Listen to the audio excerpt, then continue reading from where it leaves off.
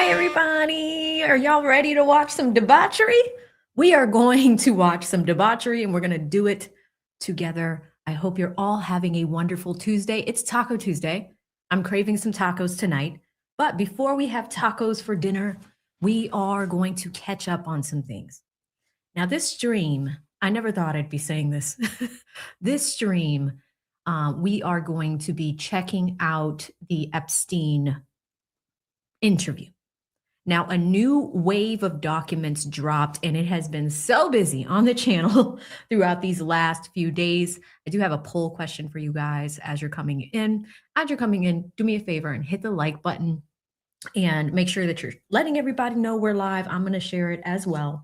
But we are talking about Jeffrey Epstein. This new drop of documents was released.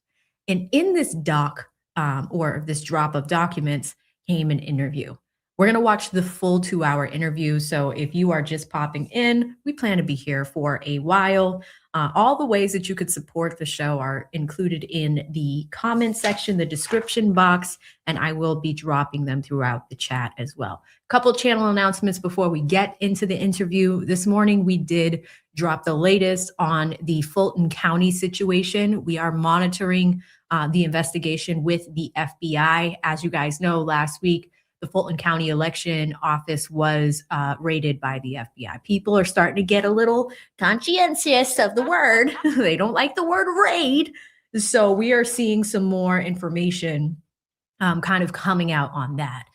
People were all up in arms because Tulsi Gabbard was there, and she was actually on the phone with Donald Trump. He wanted her there. So more to come on that. I just dropped a video on that earlier this afternoon.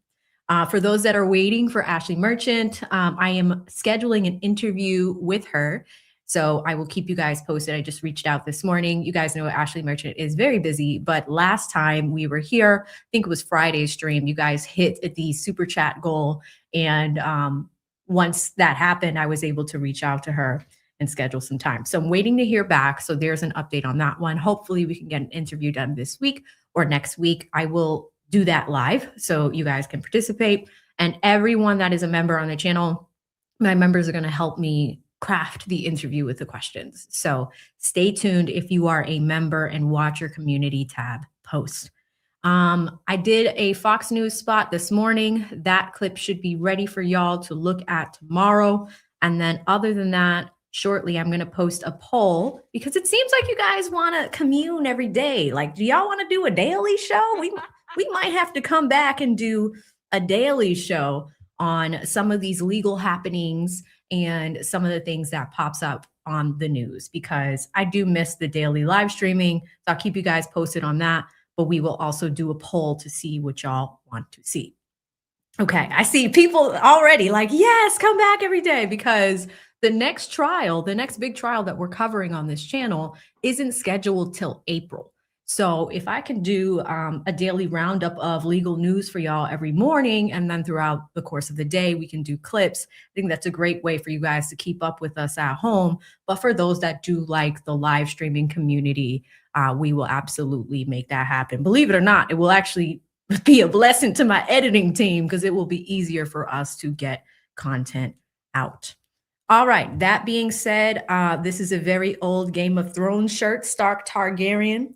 Make Westeros great again. That was before Daenerys burned it all down. So I know people are going to ask about that. What does her shirt say today? That's what it is. Okay. All right. We are going to now pivot to One Vlad TV. I was so curious on why this was on Vlad TV, but he has the complete Jeffrey Epstein interview here. It's about 2 hours long, and there are some weird things that came up in it. I want to watch the full thing. We're going to watch it together. Some strange conversations about different people, right? Some strange conversations about the trafficking, the children, and all of those things. I just want to dive in because I'm kind of new to this situation. I know that there's a lot of movement in the Epstein situation as well. It looks like the Clintons are going to be in front of Congress soon. So that's going to be interesting as well. So we're going to start here, but I am going to start a new content vertical on watching the Epstein stuff. Now, here's the thing. It's very interesting because on TikTok, there was some suppression where you could not make content about Epstein for a little while. It looks like that has then been removed since they started doing this, but I've been hearing some rumblings on that as well. I did hear it's very dark, Jackie, very, very dark. But let us jump into the beginning from the top, and we'll see what Mr. Epstein has to say. Depending on what happens, I might do a few super chat breaks throughout this, but let's go to the beginning and listen to this from the top. So 2-hour interview. Let's start it from the beginning. Before we get into the deep stuff, let's give some basics or some things I want to do inquiry from the others. Walk me through the Santa Fe Institute. What was it about the time of the math? And this was in the late 90s. So they're not going to hear me on this part, right? We're going to do it both ways? It will not be on the video, but we do have it recorded. Fine. Remember, when you're answering on these questions, I'm not in the shot, and they're never going to hear my voice. So a little bit, you got to repeat in your answer, you got to repeat what my question was. Oh, a little bit. Okay. Santa Fe Institute. Why, when you're at the top of your... The interesting thing too is this is raw footage. You guys see that ticker on the bottom? And it seems like, Steve Bannon is letting him know, like, hey, I'm interviewing you. When this finally does come out, you're not going to see me in it or hear my voice. It's just going to be you. So they're setting the tone. Your game on Wall Street, do you decide to finance, which was at the time, or endow, or become the donor or sponsor, however you want to say it, for what was considered the most cutting edge group of mathematicians in the world? Action. So Santa Fe Institute in the late 80s, early 90s, I was interested, I was on the board of Rockefeller. So that starts, Rockefeller, it's university formed by John D. Rockefeller to sort of give back to the community. It's east side of Manhattan, except it was old. It was sort of old fashioned. They were talking about medicine, and medicine by itself was again subject to the ideas of science. They were trying to use science to find cures for disease. And I said, no, we need to do something different. We need to start interdisciplinary work. In most... How did a schmuck like you get on the board of Rockefeller? What year was that? I don't remember. Late, I think 89 and 91. So that's one of the most prestigious research places in the world, correct? Yes. Okay, how did a guy like you get on the board of a blue blood, internationally known, hard research, Nobel Prize winners all over the place? How do they pick a guy like you, a trader from, or basically some guy from Bear Stearns? Good question. So I was asked to be on the board of Rockefeller, and I think it was, I was on the board of Rockefeller. There was a money manager who said, Rockefeller needs someone with financial expertise because the university is growing and there's lots of new things. You have to, again, we go back to the original discussion the last time. Up until the mid 80s or sort of early mid 70s, the most important thing was your name. If you were Rockefeller, you already were considered to be brilliant. If you were head of General Motors, it was your reputation. It was who you knew, who your family was, what was your character. And then in the mid 70s, basically, if you remember, you probably had a calculator. It was very advanced in those days to have a Texas Instrument calculator where it could, by putting in the numbers, it would multiply for you to do square roots. And that was the first, and everyone who had a calculator was already advanced on Wall Street. A simple almost like your accountant.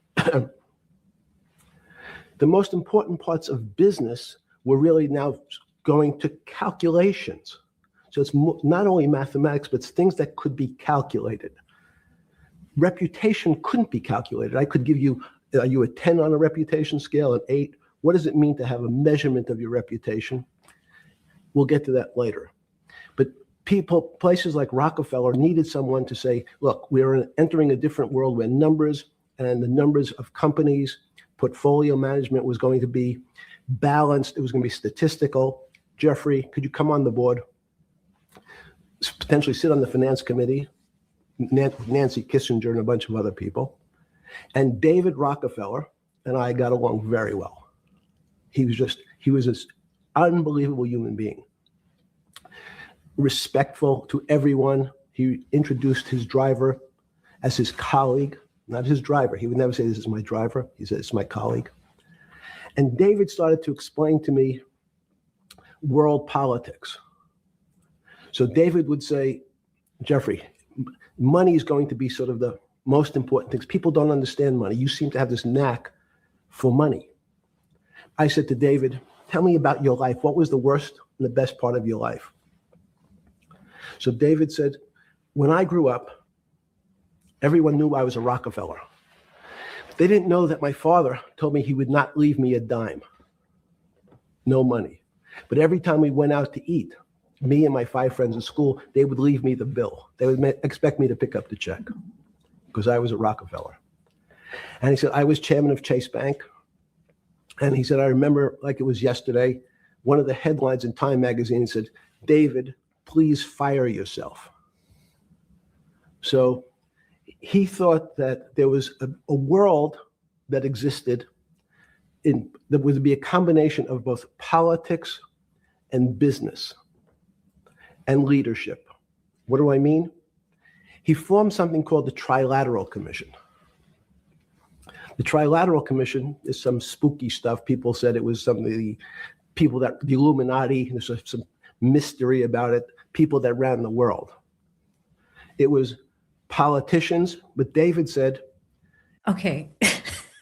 One of you guys in chat was like, this is a long ass ramble of a bunch of random stuff, and we just hit minute 5. So it seems like it's going to be a long afternoon. If you're just joining us, go ahead and hit the like button. We are watching the full Epstein interview with Steve Bannon, where some things are revealed. I did not know that we would be speaking about the Illuminati or the Trilateral. I don't know what's going on here, but it seems like it's going to be a long afternoon. Let's get back into it. most countries, the politicians get elected for 4 years or 8 years, separate from the royal families in England or in the Middle East. Someone's there for 4 years and then they're not there anymore. The most important people to have stability and consistency would be businessmen. So he formed this trilateral commission of businessmen and politicians from 3 major continents. So it was the North Americans, the Europeans, and the Asians. So he said to me, would you like to be on the Trilateral Commission? Now, I was 30 years old, 32 years old. I said, great. And he said, well, you have to fill out this application so they have your bio. And I looked at the list of people, and it was Bill Clinton, former president of the United States, Paul Volcker, every great leader in America, the Asians, the Japanese, and with a very long description of their history. And they asked me to fill in what I would like to have written. And I wrote Jeffrey Epstein, comma, just a good kid, which I thought was funny. Nobody else did. So in answer to your question, at that time, I recognized around the world that monies and currencies were not really well understood. But again, it was only numbers. So numbers, and I'll get to the fact that it was bad thinking. Numbers are very good. Are most people that you meet, even on Trilateral Commission, when you meet most people, do you find most leaders financially illiterate, economically illiterate? Most political leaders don't come out of a background of finance. Most political leaders come out of a background of being popular. So in some of the countries, in some of the African countries, for example, they might have been a military person. They were a general. In some of the African countries, they might have been a disc jockey. Or in our country, they would have been an actor. The knowledge of money they don't have expertise. They have no degrees in finance. They really, and this is one of the major problems. Their expertise, if they have any financial knowledge, is of their own checking account or bank account and filling in their own taxes. So many world leaders who don't really have a financial underpinning make fundamental errors when it comes to money on a country or institutional level. Let me give you an example.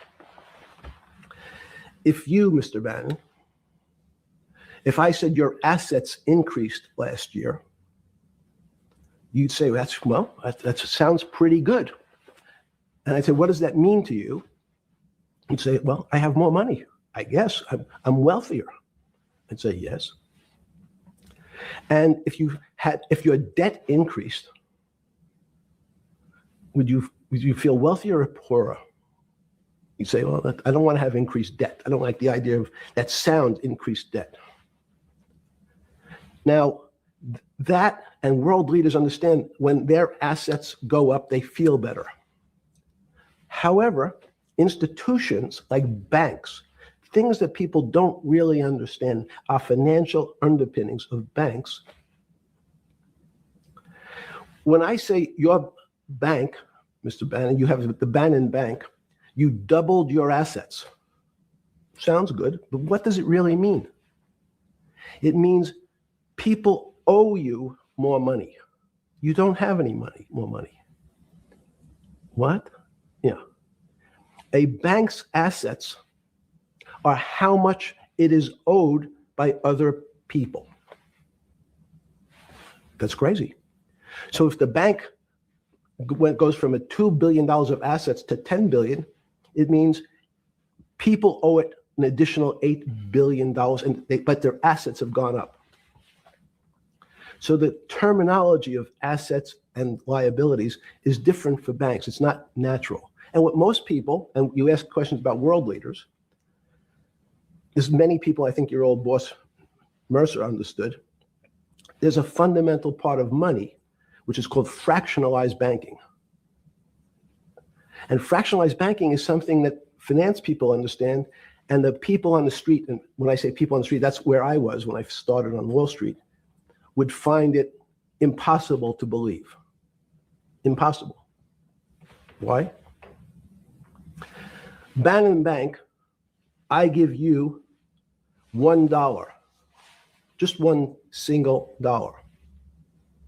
In our system of banking, I would say, okay, Steve, I gave you $1. How much can you lend out to your friends? And your natural reaction would be probably something less than $1 because I want to keep something in my pocket. The way our system works is if you as a bank are holding my dollar, you can lend out an additional $8 or $9. No, it's impossible. I only have $1, Jeffrey.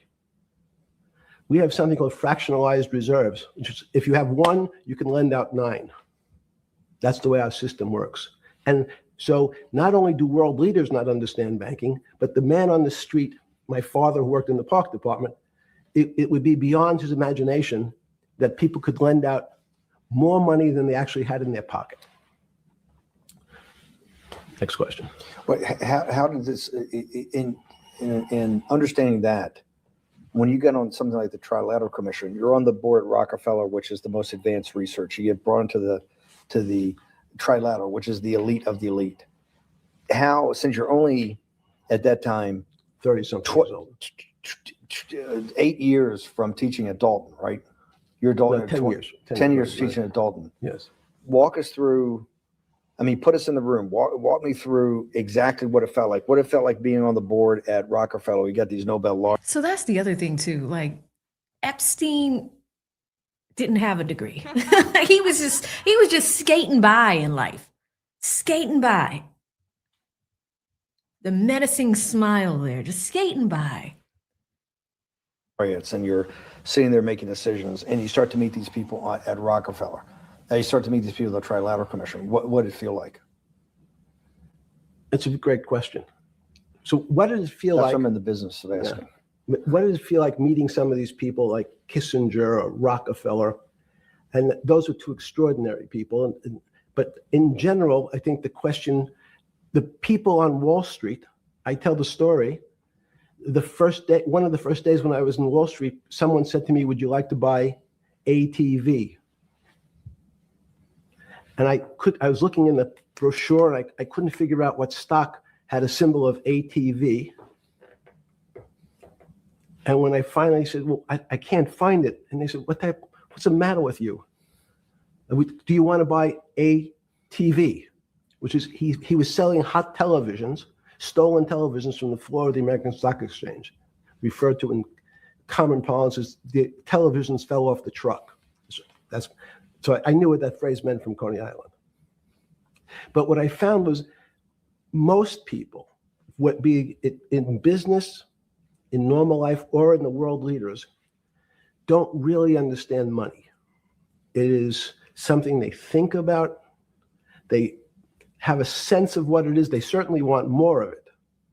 But they also make statements like, we want more money, but we don't want more debt, which just shows a misunderstanding of what money at its core really is. So most people don't, they want to make it, they want to save it, but to understand it intimately is not a normal characteristic. At the first trilateral.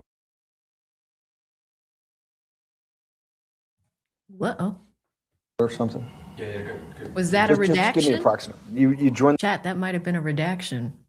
Another big thing with these Epstein files that we're seeing is that a lot of the documents are redacted or they're hiding certain things. And it could be because like there are a lot of victims involved. So those names and things are redacted, or information that is not for public consumption is heavily redacted. So I wonder if this footage is also redacted.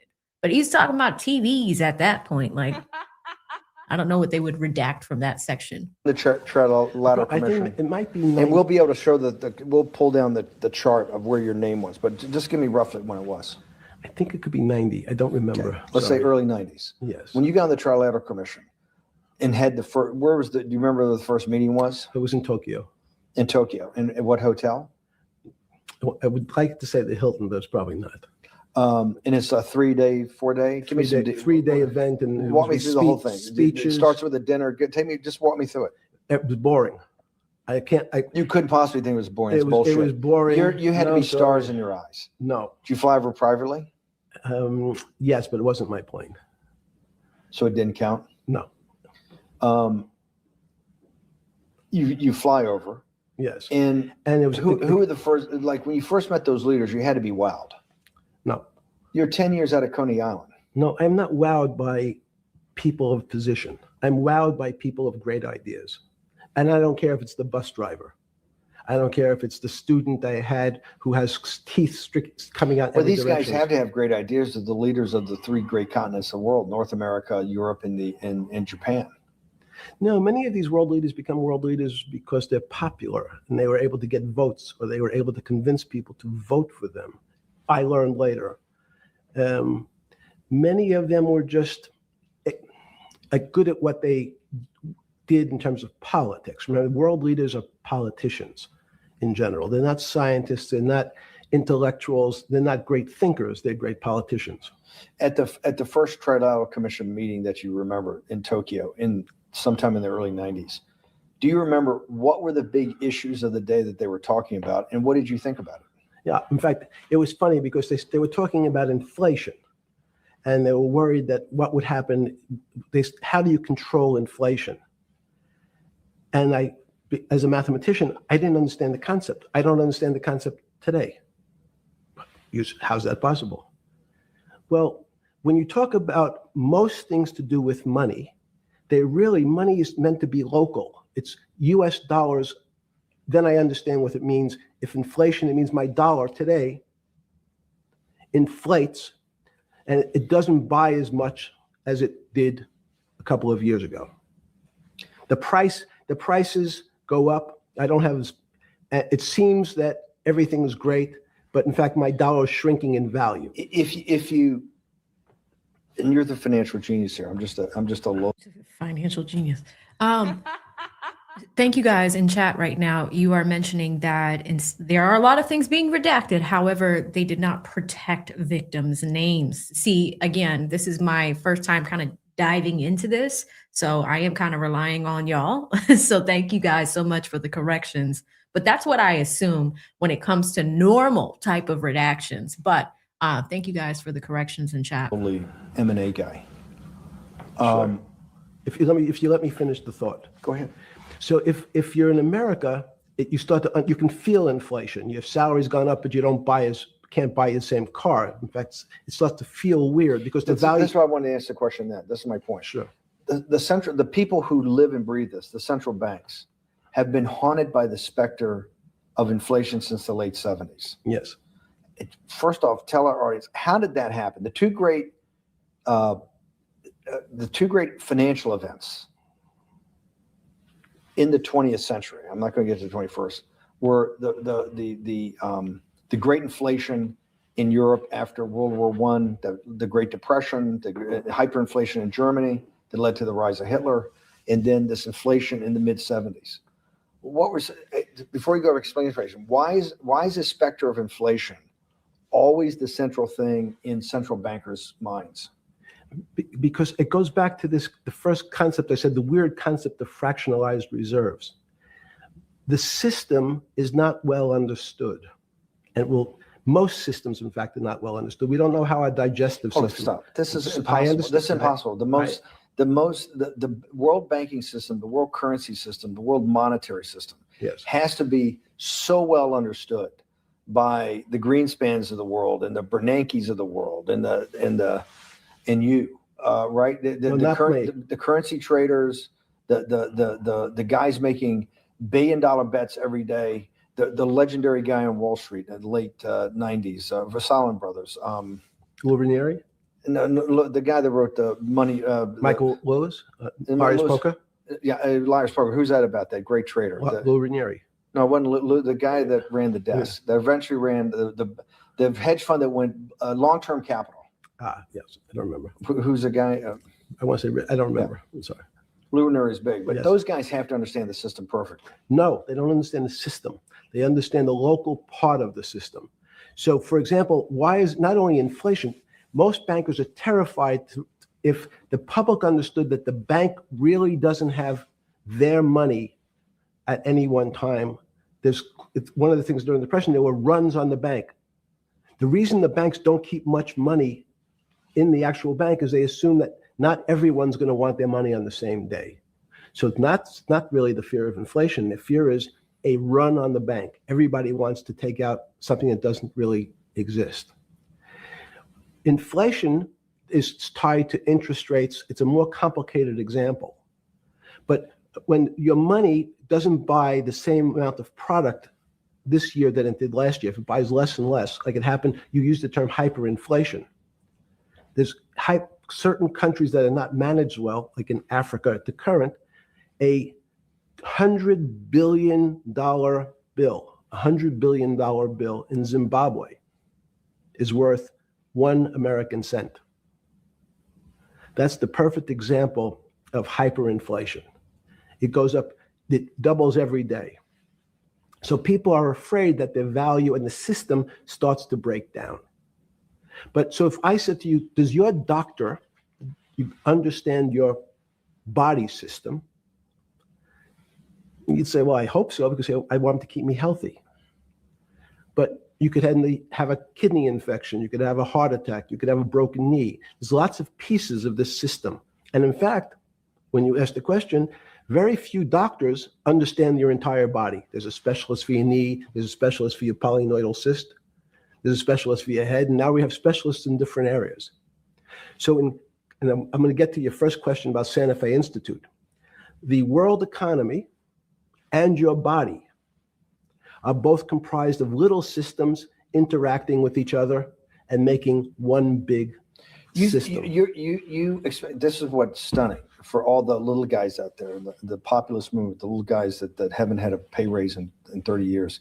They think that these elites, have everything. The guys in the room making the decisions, the party at Davos guys. You're sitting there, you don't think many people today really understand the complexity and really all the moving pieces and how they interconnect to the world's financial system. No, not only don't they understand the complexity, and that goes back to Santa Fe Institute was an attempt of trying to see if there was a way to mathematize, formularize, or algorithmically understand what the term complexity means. That goes back to the original question. Complex systems are complex by definition. But there's not necessarily, it's not one level of complexity. As we might say, well, our fingers are complex, the movements, the muscles of our hands, but it's not as complex as the blood system. Now I have a circulatory system. I have systems on top of systems, so that there's no one group of or person that really understands the way the body works. There's no one group that understands the way the financial systems work. You might understand. He sounds batshit crazy, to be honest, guys. I mean, this is my first time really listening to him. I watched the Netflix documentary that they had a couple years ago. I think it was like 3-4 years ago that came out, and it was really focused on the victim's point of view. But he sounds a little nuts. I'm not even gonna hold you. He sounds a little nuts. I mean, what he's talking about is true in a sense, right? Does anybody ever really understand the banking system as a whole? But even with the human body, it's like, I don't know. And U.S. bond market. Now, you've asked about the trade of long-term capital.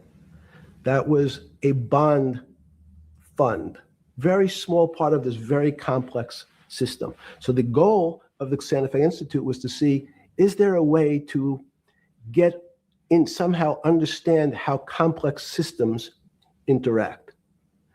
Fast forward, Steve, to today, where Google and these other engine companies, the other tech companies, are trying to build artificial intelligence. The strangest thing that they found, one of the strangest things, is that the systems that they design, this artificial intelligence, which a lot of people have heard about, is they design a bunch of systems. They're called neural nets.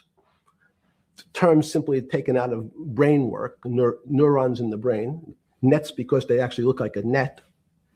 They put in some inputs. Okay, hold on. I take it back. He's talking about AI. I take it back. I take it back. What does he say here? The computers work, spit out an answer.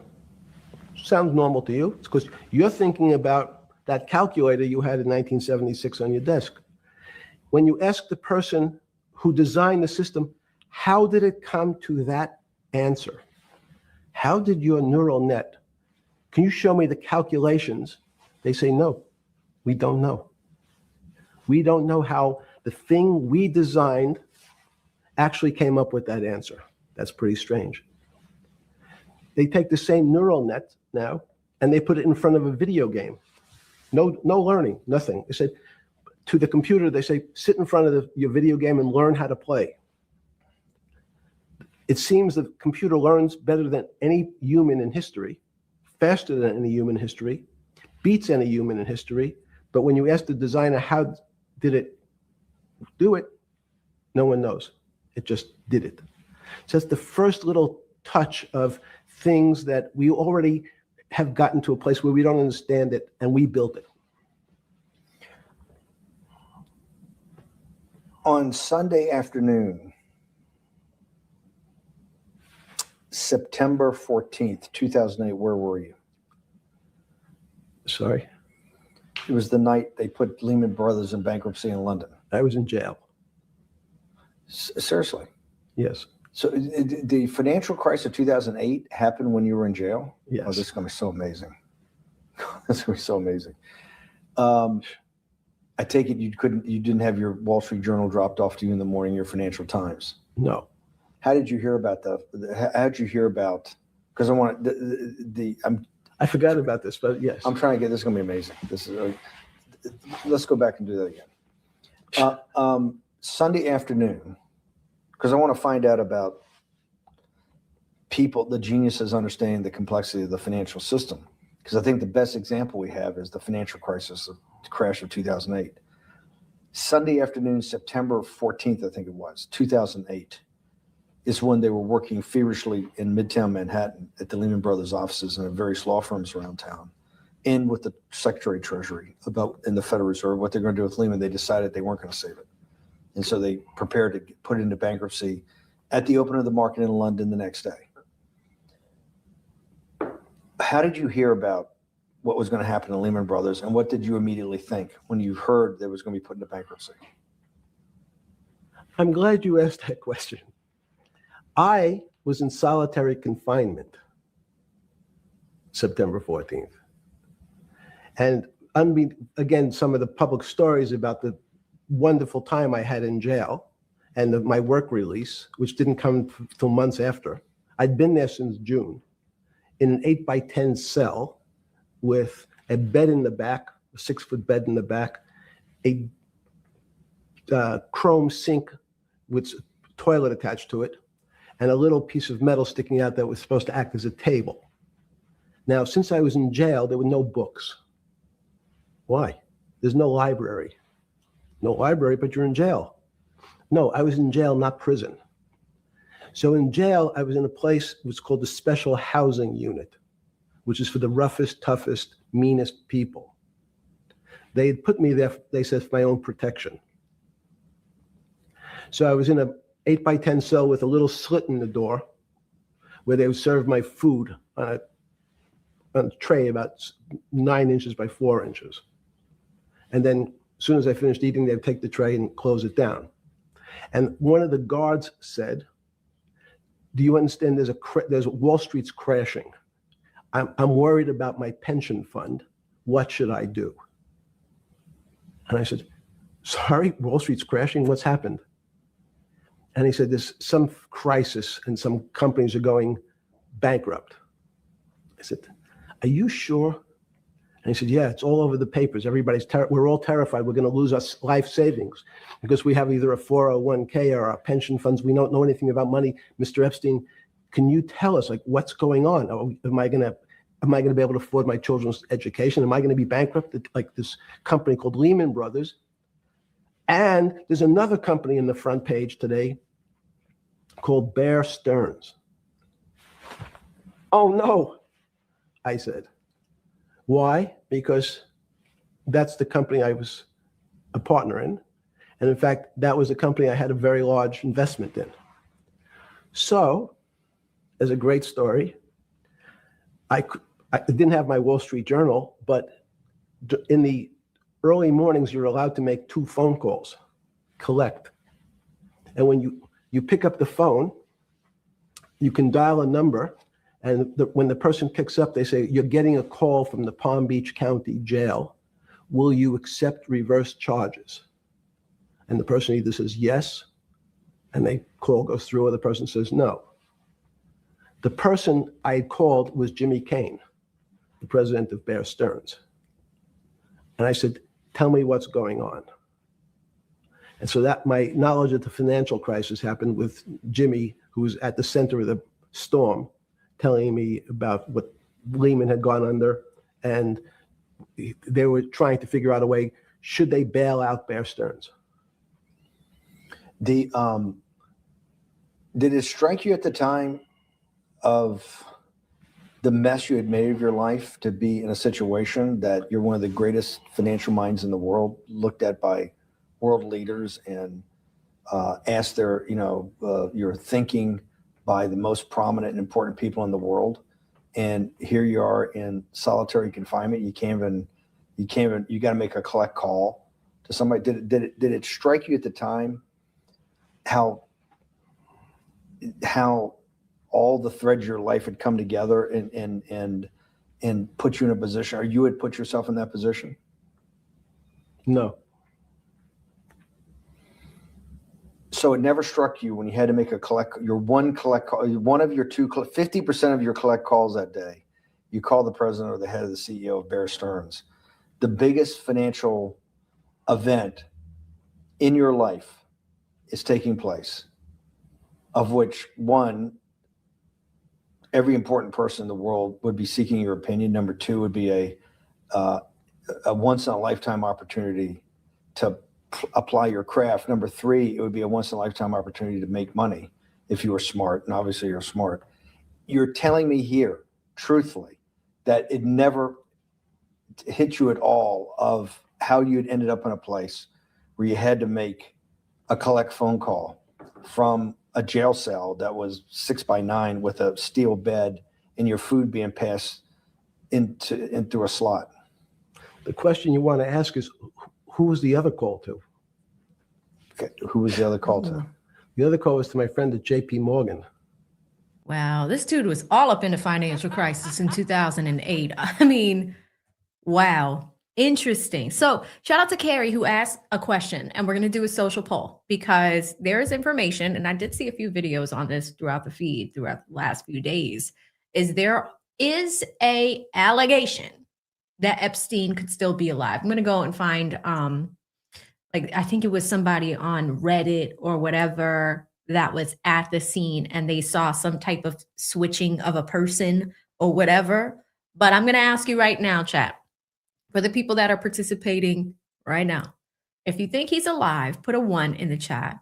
If you think he is still, if he's not alive, put a 2 in the chat. But I'm just curious. So we're going to take a look and do a social poll. Who was then, I didn't know at the time, trying to buy Bear Stearns. So at one point, I had 2 phones. It was difficult because they're afraid people are going to hang themselves with the phone cord. So they don't actually come together and they're How pretty short. So I ironic. was actually going between 2 phones talking to Bear Stearns and JP Morgan at the same time. So I found it amusing. And it never struck you about how to end up in a situation like this? No, that would be probably means I would be too self-aware. You can't possibly expect me to believe this. I know. I don't believe it. It's no, Even you're telling me that during that day, you never had a moment. You sat there and go, what the fuck have I done with my life? I'm in a 6x9 jail cell when I should be on a trading desk, or I should be in my $250 million, greatest townhouse in New York City, taking calls from the king of Saudi Arabia, the president of China, the head of Russia, the president of the United States, to save the world's population from a financial debacle. You honestly expect me to believe that that never happened? You're suggesting I was somewhat depressed, and how could this happen to me? I'm not saying depressed. I'm saying a moment of awareness of how could I get myself into this situation? No, I would just say how strange that this happens. It's strange. I'm wearing a jumpsuit and flip-flops. What color was the jumpsuit? Brown. Brown. Brown jumpsuit. Yes. I notice I don't see you in a lot of brown. No. Brown jumpsuit and flip-flops. Flip-flops, yes. With no access to books, no access to newspapers, no access to anything. You had lived on information. Except my Almond Joy bars. I had extra Almond Joy bars. Did you eat Almond Joy bars and things like that because you're afraid of what the cooks did to your food? Yes. Is that because of that you were in for the crimes that you were in for? No, it was just in fact, I was. Is it because you're wealthy? Yes. How did you know that? Well, people would constantly come if I was passing by or have to go for my medical. People would either ask to borrow money or make some other types of comments about. In the beginning, what were the comments? At the beginning, what were the comments? It serves you fucking rich guys right that you're here next to me. There was nothing about your crimes. No. So all this rumor you hear all the time about people in prison that commit the type of crimes you commit, you're saying in your personal thing is not true. No. It was all because you were rich. Yes. And it was all because they wanted to borrow money. Or get advice. Yes. Where they get advice to go long. Yes. You're telling me is this time to buy? You're telling me in solitary confinement they're interested in going long. Yeah. They want to know what does that say about human nature? Well, what I think the people find, one of the reasons they wanted to keep me in solitary confinement was they're afraid that everybody would want to know which stocks to buy. But what happened was after this crisis, now it's on the front page of every newspaper. I don't want to lose this day. Sorry. When you first heard that, was it Bear Stearns had been kicked into bankruptcy, 6 months before? No, this is the same time. This is part of the same deal. I thought, no. Bear Stearns, they saved Bear Stearns and didn't save Lehman Brothers. That's right. 6 months before they had bailed out Bear Stearns, but Bear Stearns was still a zombie.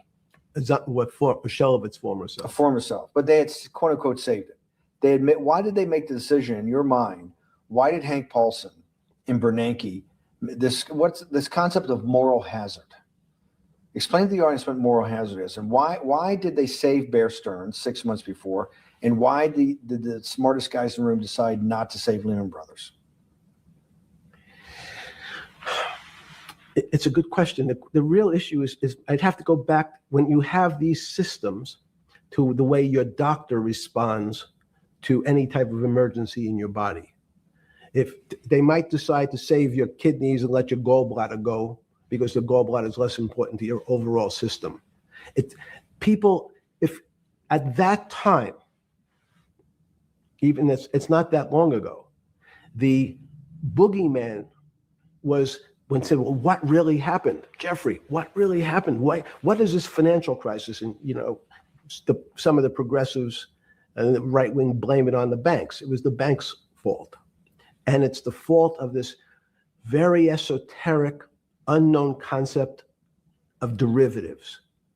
It was really the derivatives that caused this financial crisis because the derivatives got somehow out of control and in the Mickey Mouse. And that was the way you started your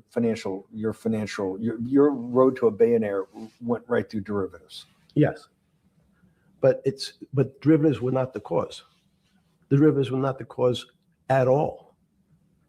It's like saying your hair was the cause of your heart attack because it was on top of your head. So what when you was the fell down. cause? There isn't, let me say, there's no one specific cause. These are system collapses. So many times when they have to make your death certificate, when you say, well, what did he die from? They'll say heart failure. But if you say, what was the cause of his heart failure? Well, he had low blood pressure, his sugar was high, he was diabetic, he had all these other problems. But they say, no, we need a word on your death certificate. Did he die from brain damage? Did he die from heart failure? That's the financial crisis. Many people said, well, what caused it? They wrote on its death certificate, derivatives. But derivatives are not a fundamental cause of anything. Was it Sunday or Monday? I take it was Monday morning when you made your two collect calls and you were talking to Bear Stearns on one hand and Morgan Stanley on the other. JP Morgan. That was Monday morning. Did you, Jeffrey, being one of the financial geniuses in the world, did you understand what Lehman Brothers going into bankruptcy, the domino effect that by Thursday, the financial system would be under such extremis that if it didn't have $1 trillion cash infusion in the United States, it might collapse? Did you know that at the time? Did you view that at the time? Yes. You did? Yeah. Why? Again, I don't want to bore you or the audience with the idea of it's a medical procedure, but you had system failures. So you'd recognize that if I said to you, did you realize when your father was on the ground and he was clutching his chest and he couldn't breathe, it was a bad situation. He could die. That's how I saw it. Did you immediately think about the commercial paper market? I mean, the mechanical triggers that actually you had to blow through these circuit boards. Did you know the circuits? Did you understand the circuits? Or did you have a concept of the circuits that were going to get blown through? Yes, but only because of an analogy to a body. And in fact, from my telephones against the wall with my little metal wires, because the next day I talked to another person in Washington about the issues of what I thought was happening. And I made the same discussion about They were at the Treasury Department? Yes. So in a 6x9 cell in the phones were outside the cell. In Palm Beach County, California? West Palm Beach, Florida. West Palm Beach, Florida. This was your juice diet. West Palm Beach, Florida. West Palm Beach, Florida. West Palm Beach, Florida. You're making a call to Washington, D.C. to talk to some deputies, Secretary of Treasury. Someone in Treasury. Right. Someone in Treasury. Right. And that does not, the night before you go to bed, it doesn't dawn on you at all. You never have a moment of self-reflection that how did I end up on this metal cot when I should be at the center of things? No, I had a telephone. So I said, I can talk to, it makes no difference where I am. In fact, I'm still talking to the same person if I was at my home in Palm Beach, but I'm here in jail. Home in Palm Beach. I can dial my own phone. That's bullshit. No, but you can also make 1,000 phone calls. Here you got to make one. And he's got to take. Think how much better that was. I had to decide who was the right person to call. That was unusual for me because I would have called 20 people. And before. What was the advice you gave? I said, you have a sick patient, and it's very much like a sick patient in the emergency room. You can't think about it like your car. People in normal walks of life think about money and things as a machine. And then, unfortunately, so if your car breaks, cars are always easy to fix.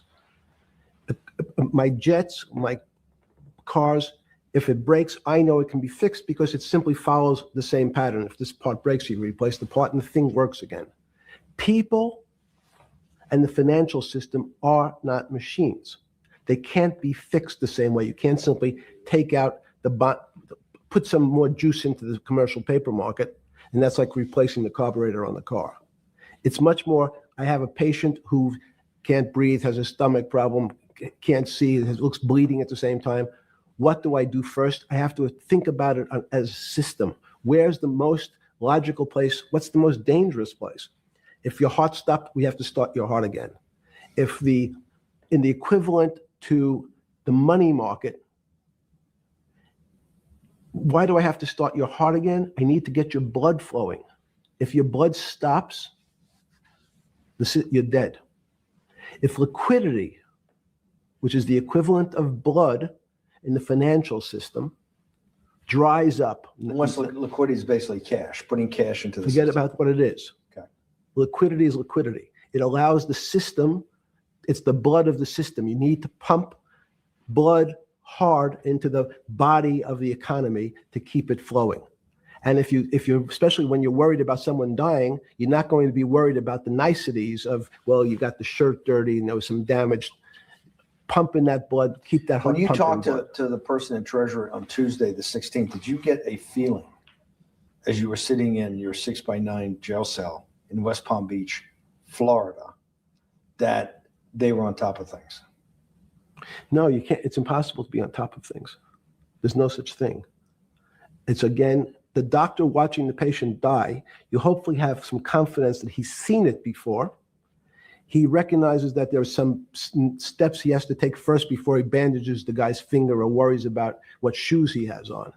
So you hope that the people in charge, your doctors who are working on the emergency patient, have enough experience and, frankly, judgment to try to keep the patient alive. Did you think that they had those things, patience and judgment? They had pretty good judgment, and you needed a lot of luck, just like in the dead patient. You need to, hopefully you put that blood in and it's not too late. And you make some mistakes, but you have to know you're going to have to give it a shock. In the run up to the September crash of 2008, Yeah. I guess you weren't occupied with finance. That whole summer, how long had you been in jail? Went to jail June 30th. So the entire summer. Yes. Before you went into jail, you were still very active in the financial markets. Yes. When you say active, you trade currencies every day, you trade stocks every day. When people, I don't do anything. Someone like you, or you give advice to people to trade stocks or trade currencies. I don't trade every day. I think that's like Woody Allen said, you can't beat the bank. So I try to pick my spots. George Soros picked his spot when the pound collapsed. This would have been a great money-making opportunity that passed me by when I was in jail, but that's not how I think. In the run-up to that, in the spring of 2008, that's when Bear Stearns got in problems, I think, in the spring of 2008, and they decided to bail it out. Did the Bear Stearns guys talk to you for advice at that time when the big crisis in Bear Stearns? No, but see, again, unbeknownst to most people, and it's easy to blame people for the financial crisis, like you'd blame someone for giving your father the drink before he had his heart attack. But what really happened, the real enemy of the finance system was Bill Clinton. And if you ask me what and who caused the financial crisis, I would tell you it was Bill Clinton. Because of what Bob Rubin and he did to deregulate the financial system? No. Because as of the last time we had our 60-minute interview, you talked to me about home ownership. And you asked me whether everyone should own a home. And I told you, no, it's too risky. So the financial collapse of 2008 is because of hardworking African Americans, Hispanics, and whites who wanted to have a ownership stake in the society that all rests on their shoulders. They're the culprits. No, not at all. Okay, then I didn't say they were the culprits. I was pretty clear it was Bill Clinton. Why? Why was it Bill Clinton? Because Tell us, Jeffrey. Tell us why, chat. Bill Clinton. And remember, in his house, he had that painting of Bill Clinton in a red dress. All right. And Bill and Hillary have to show up in front of Congress to answer some questions. Bill Clinton, and he's like, oh, is it these people? Is it, people that wanted to be homeowners? He said, no, it's Bill Clinton. What did you know about the Clintons? Tell us, Jeffrey, tell us. Bill Clinton wanted to get votes from those people. And he sold them the idea that instead of renting in a house, and historically the values of houses have gone up, and he said, you guys in these local communities who haven't been able to afford a house before, I'm going to show you a way. I'm going to give you a way, because I'm sure I'll get your vote that you can own a house, because I want your vote. So what we're going to do is I'm going to let you buy a house, Mr. Bannon, when you really, you're right on the border, maybe, or not even on the border. Your credit is not good. Okay, let's be honest. And it's not my fault. It's not Bill Clinton's fault. But if whatever happens, at the moment your credit score or whatever it is, your credit's not good. Now, normally, you come to me and want to borrow money. I'm a bank. And I say, I'm sorry, Mr. Bannon, I can't lend you money because your credit score is not up to where it needs to be. Hopefully, if you work harder and clean up some of your problems, it will be. But no, what I say to you is, I'm going to figure out a way to lend you, not give you. I'm going to lend you money anyway, though you don't have a good credit score. And don't worry, I'm going to get rid of the term that you don't have bad credit. Bad credit sounds pejorative. You don't want to be a person. Sounds judgmental. Yeah, it sounds judgmental. So what we're going to do is we're going to call your credit situation subprime. Oh, nobody knows what that means. Subprime. That means prime is good credit. Subprime is not good credit, less than good credit. So we'll call it something that people really won't follow. And we'll tell you what, we're going to have people lend you money, though you are a subprime borrower. And I will figure out some government agencies to guarantee your loan, though I don't think you're a good risk. So the banks say, no, no, no, we don't want, initially, the bank said, sorry, this is too risky, Mr. President, for us. We're in the business of managing risk. It's not our money. It's the hard-working people's money sitting in our bank. We can't lend to people whose credit is not prime. You're asking us to lend to people who are subprime. And he says, here's the key, if you don't, Mr. Bannon, I'm going to make sure the Justice Department charges you with discriminatory lending because you refuse to lend to my subprimers. In business terms, you should never lend to.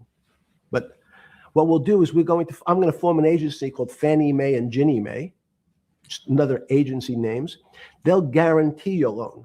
So don't worry. Don't worry. You don't have to pay it back anymore. Even though and maybe you don't even have to work as hard anymore. That's probably a harsh statement, but these players, these two big firms, Fannie Mae, will guarantee the fact that that bank will receive its money. Now, the bank says, wow, best deal in history. Chat. Will the Clintons come to the front of the class, please, to answer for some of these crimes? If true, that's crazy. What else does he know? What else did he know? I refused to lend to Mr. Bannon, but now he has the big brother, his Uncle Sam. He went to his Uncle Sam, and Uncle Sam says, I'm guaranteeing it. The bank says, I want everybody. Give me as many people as you can give me, because Uncle Sam is the best credit in the world. Not only that, it's the United States government. We'll take it all. We'll take as much subprime as we can handle, because it's the best investment for the moment. It's a strange investment because it has politics that has inserted its way into the numbers. Politics doesn't belong in the markets, but now we're going to have, I want the votes. We'll make guarantees that you who can't get a house normally will be able to get a house from the bank. The bank says, this is the best deal in history. We will package 100, 300, 1,000 of you subprimers, and we'll sell it off to somebody else. And the whole system becomes mired in subprime mortgages. That's becomes the What do you issue. mean mired? There's just too much supply. It's a supply demand problem. You get too much supply. No, it's a very good question. What does too much supply mean?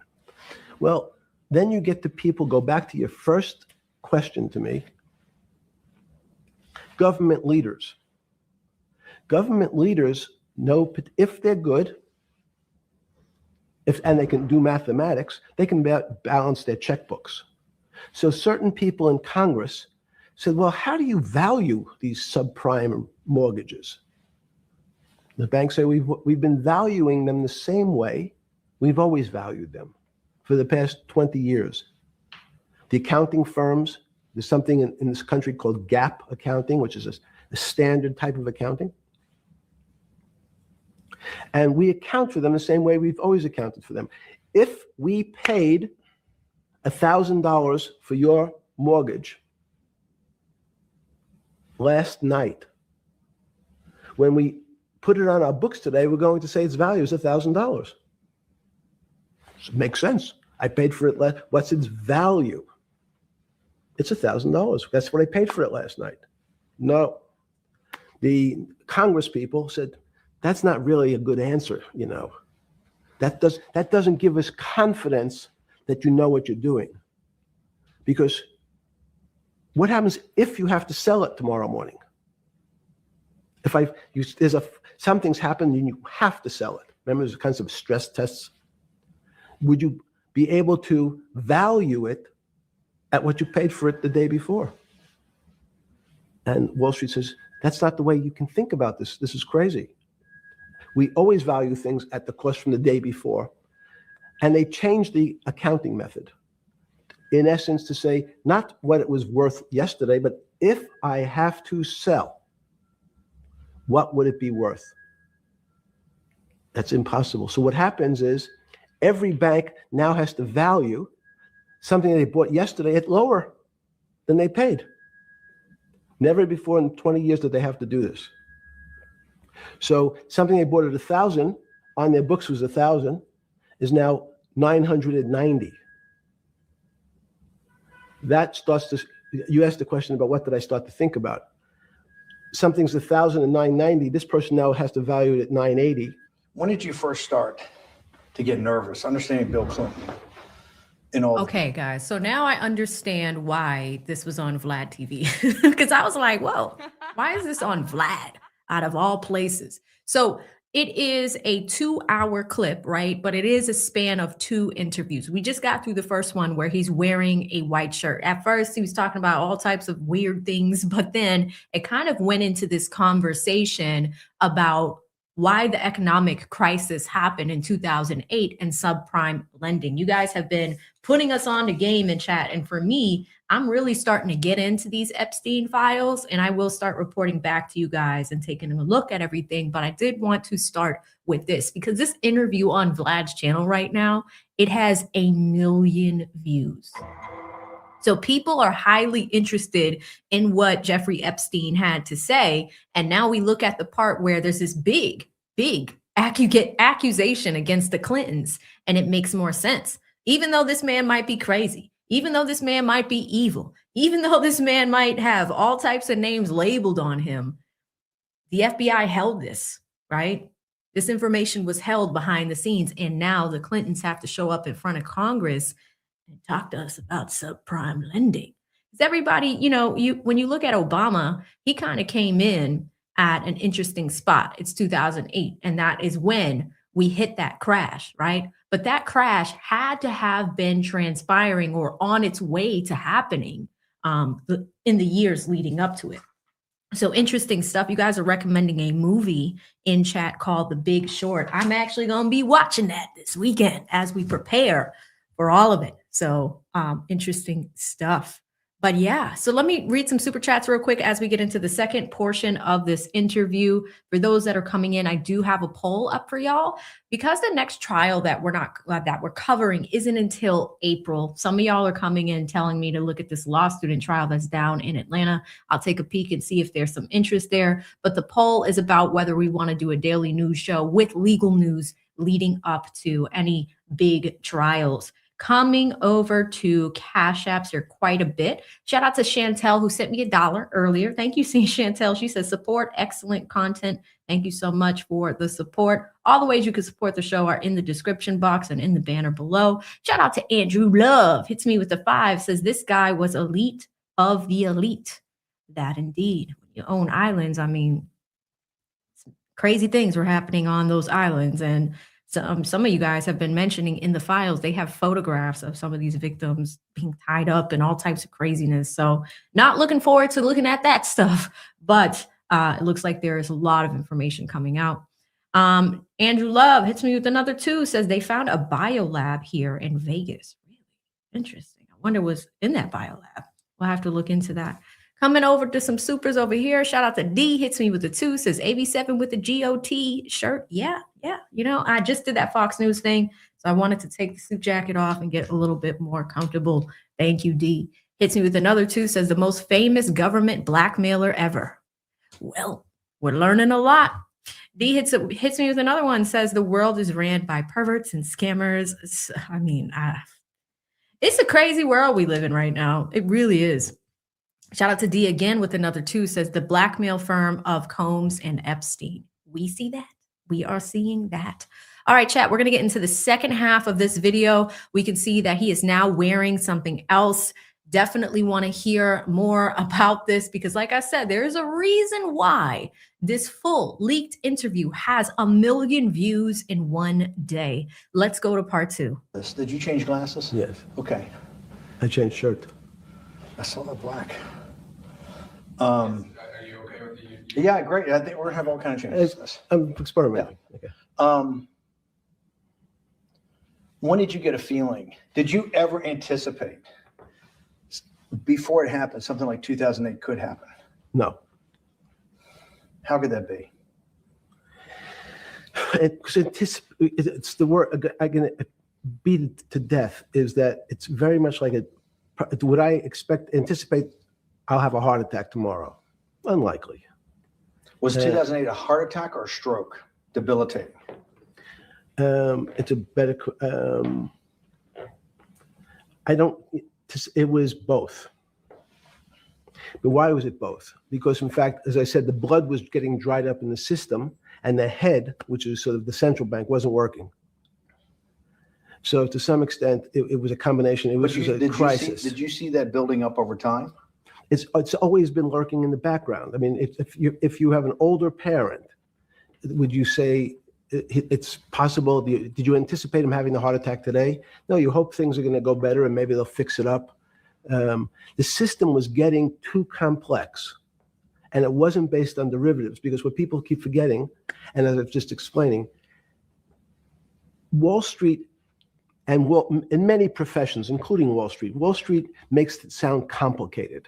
They don't want the little guy to understand what they do because they make so much money and they don't do very much.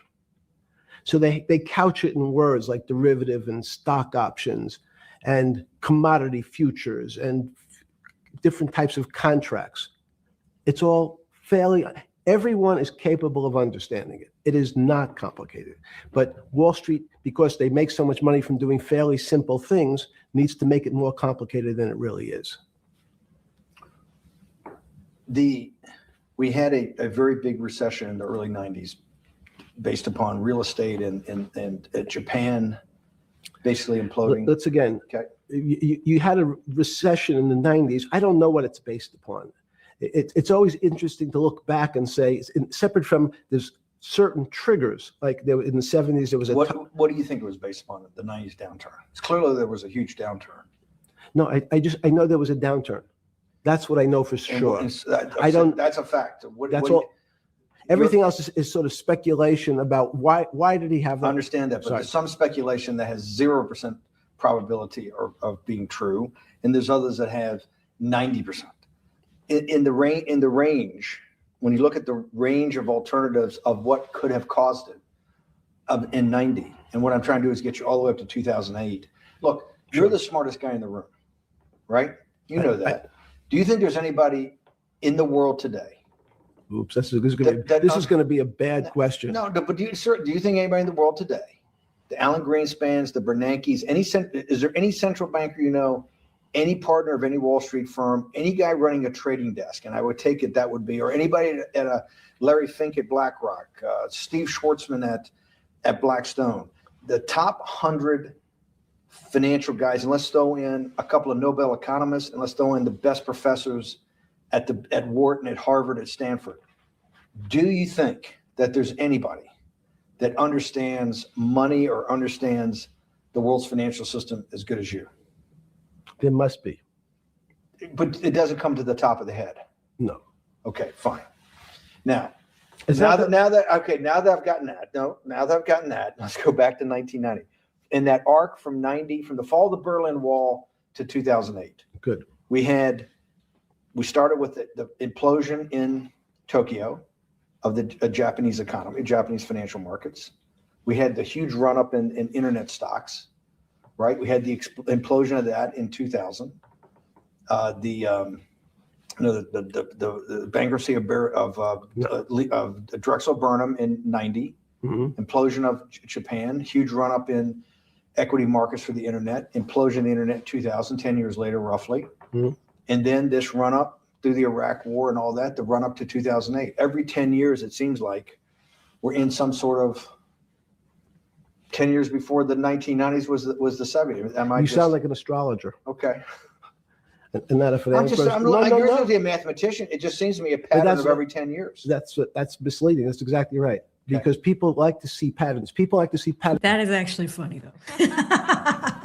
He kind of does sound like an astrologer. Where there are none. So a pattern of a financial crisis every 10 years is just in my mind. Yes. Long-term capital that had to be bailed out back in the late 90s when everybody panicked. And that wasn't that bailout today would look small, and it was a $5 billion or it was $30 billion. Businesses fail all the time. But long-term capital, the Federal Reserve stepped in. But I'm saying people go bad. Things go bad all the time. Yes, you're correct. The audience that's watching this, the little guys, they go bankrupt all the time and nobody gives a shit. You know why? They're a little guy. But when long-term capital management goes bankrupt, or Bear Stearns goes bankrupt, or Lehman Brothers goes bankrupt, people care because it's an unfair characterization. Why do you say that? Because again, it's the complexity of the situation. If you think about you have a complex system. You have your body. Now, in fact, the little guy is my finger. And this is. And Bear Stearns is your heart. That's correct. The banking system is my heart.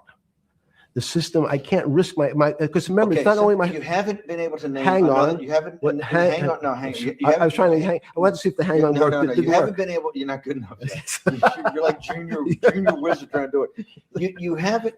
Yes. I'll say, since we can't name another guy that's as good as you. There may be a couple out there. You're not bragging. You're humble.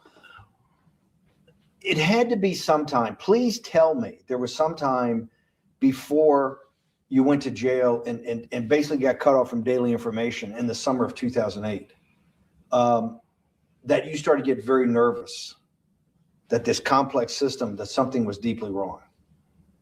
Okay, first, let's go back. When I say no one understands the system better than I do, it doesn't mean I am. You always sound like a doctor. You're afraid he's going to get sued for giving a thing. Yes, you're not taking on any liability. There's no contingent liability here for your answers. But the word understand is the problem. Okay. I don't understand the system.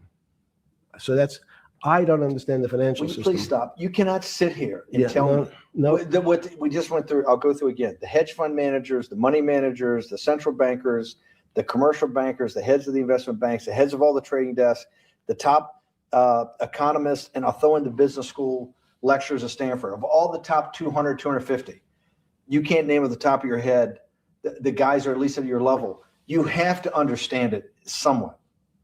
No. Sorry. We all don't understand it. No one understands it. It's a miracle. It's that's part of the problem.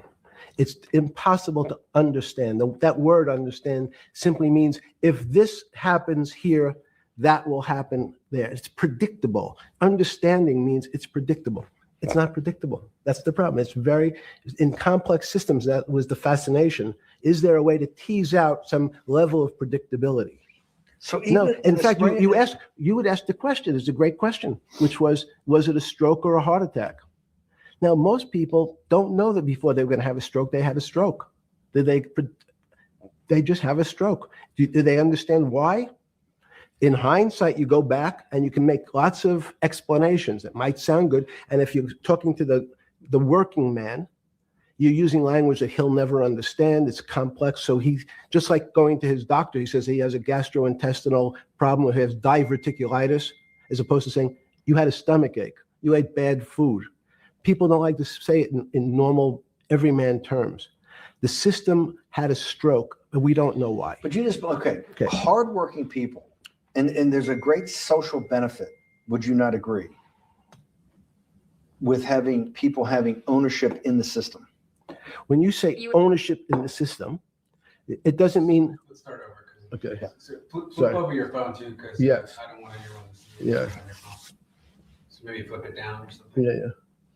Yeah, who knows what the fuck comes up with that? That's correct. Which one has send you? KSA. I can't not believe I've got the magic moment when you're in fucking prison or jail, wherever the fuck it is. It's in crazy. solitary. Now, there's a funny part to that we missed, which is So said. go ahead, tell it. The funny part is Yeah. what you asked me. Is there anything funnier than that? No, For no. black humor, it's I don't make any black comments. Sorry. You asked me what I was wearing. that's right. You're too wrapped up in the Me Too movement. Yes. So I was wearing a brown jumper and a brown pair of pants given to me by the jail with the word trustee on the back. Because you had qualified to be a trustee? Well, the funny part was it was spelled Trusty. So I wasn't really sure. I'd been a trustee in many different operations, but it was the first time it was actually printed on my back and spelled incorrectly. Probably had a higher level of being a trustee at that than you had at all the boards that you were trustees, right? Yes, because as the trustee meant you get two devices to clean your toilet as opposed to one. Yeah, but it also meant that you had some sort of personal fiduciary own responsibility for oneself, right? In the jail? You Well, mean? that's what being a trustee is. That's where they give you two. Yes, you get two cleaners. I was a trustee in the jail because I was able to teach some of the kids to help them get their GED. So that's how they gave me a trustee job. There's no time. I got to go back to this because I'm like a dog with a bone in this thing. Yes. You can't. There's something deeply fucked up with you. At least something. Well, we know there are things deeply fucked up with this. You will get through in this film, Right. but you cannot possibly have to sit there knowing that you came from nowhere, knowing that you went to the very top of what is considered outside of science and maybe physics, the thing people most admire because it's like alchemy, understanding high finance. To sit there in what will be the defining financial crisis of our time, like Black Friday or Black Yes. Monday, whatever it was, in the Great Depression, and be there at that exact moment. See, now every time Steve Bannon says the word black, now I'm starting to get pissed off. Like, I mean, you can't take it back. If you talk about a black shirt or something else that's black, like now I'm anticipating some bullshit happening. But back to the interview. Triggered in part by a firm that you used to be a partner in and knew intimately well, and it created much of your initial net worth because of. and know that you couldn't, someone who lives on a phone, right? Yes. Because you do live on a phone, right? Correct. You had to make just 2 collect calls. You cannot tell me sometime during that day, you did not have that conversation with yourself of how the fuck did I do this to myself to put myself in West Palm Beach in a 6x9 cell with a metal fucking bed with a brown shirt that said trustee spelled wrong. So did I find it amazing that I was there? That's a Not better, amazing. And I don't want to say it was Nope. not funny. Oh, I thought I wasn't funny. Right. But Not amazing. no, it was incredible. Incredible in what way? This- Incredible, like, how do I do this to myself? No, it's as incredible as me sitting here in this house. They are both just 2 sides of the coin. That's how I think about it. That my life today is incredible. Do you consider yourself a stoic? No, I consider myself a hermit. Stoics are not very happy. Being a hermit then, being in that 6x9 cell, being in the cell, qua the cell was not the problem, right? Correct. What was the problem? The eating the almond joy bars. Because you couldn't eat the food. No, right. And but remember, my life is. Did that ever strike you that I can't eat the food because somebody might have done something to it? I gotta live off an almond joy bar, 1 a day or 2 a day or whatever. How many ever sneak in a day? No sneaking in. Your 1 almond joy bar, it did not hit you at some time? How the fuck did I do this? No.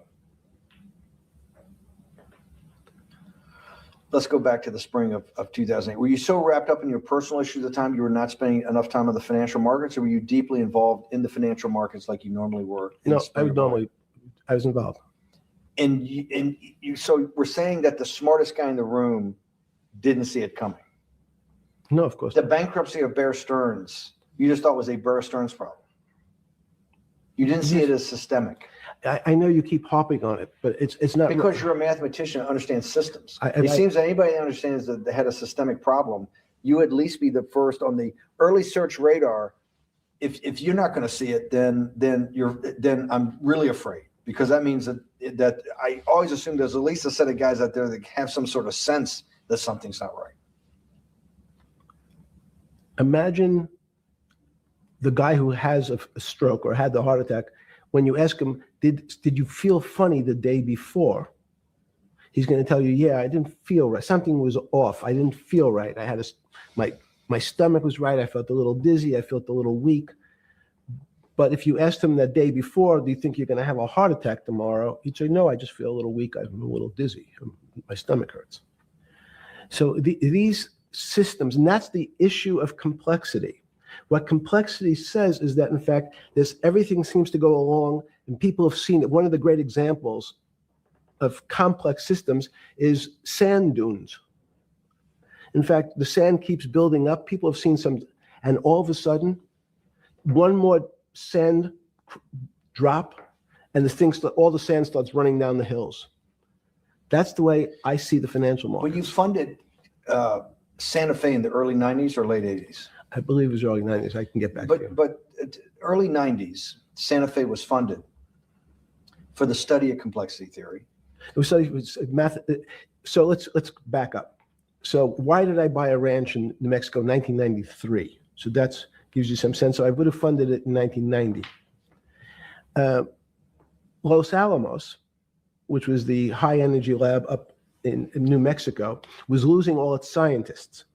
And Los Alamos was where Oppenheimer and where a lot of the nuclear weapons program, the bomb. That's where the Manhattan Project. Manhattan Project was Yes, as Los Alamos, and you bought your property out in New Mexico to be near that? Yes, because the scientists were they cut the funding for high energy physics. But the people who worked in Los Alamos would still be. Listen, anytime we hear about him buying a property, I mean, we've heard about some things that happened in New Mexico, Jeffrey. We've heard about them. In the Santa Fe area. They cut that because this was the Cold War dividend, right? I don't remember exactly why. It was because, again, people thought that physics and high energy physics really wasn't that important. Because that was about nuclear weapons. No, it was because they decided it was maybe not right. This was the same time that Murray Gell-Mann came up with the term quark, Q-U-A-R-K. He picked it out of an old poem, the word quark, but it was mysterious. So they were starting to understand in the 90s that our world of the physics world, there was things that were just unexplainable.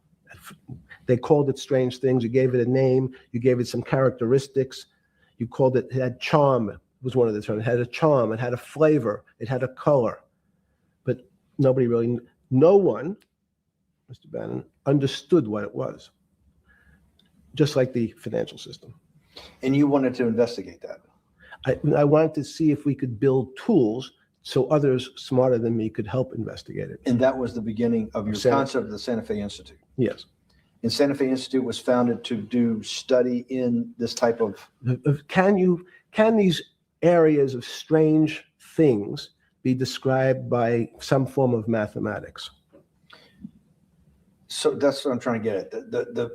The foundational thought, the organizing principle of Santa Fe, yes, in the high physics lab at Los Alamos, right, which had been the headquarters of Manhattan, and the Trinity Project, right, the bomb. Yes. So you're talking about the elite, the high priest of physics. Of physics. Yes, sir. Which high priest of physics, some subset of that is also mathematics. Yes, they're both similar.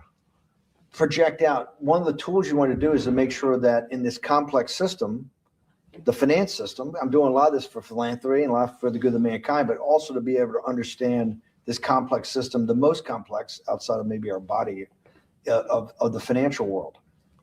Yes. Did they create tools, or were you smarter in than the mid-aughts 15 years later than you had been then because of work that was done at Santa Fe? No, it was great. But in fact, most of the money, most of my philanthropy in the area of, can you describe things that appear to be unexplainable by mathematics? And can you fund people who have new ideas? And unfortunately, when someone thinks they've been able to, there was a man, Stuart Kaufman, when they think okay, I figured out how to be able to predict the unpredictable, what appears to other people to be unpredictable.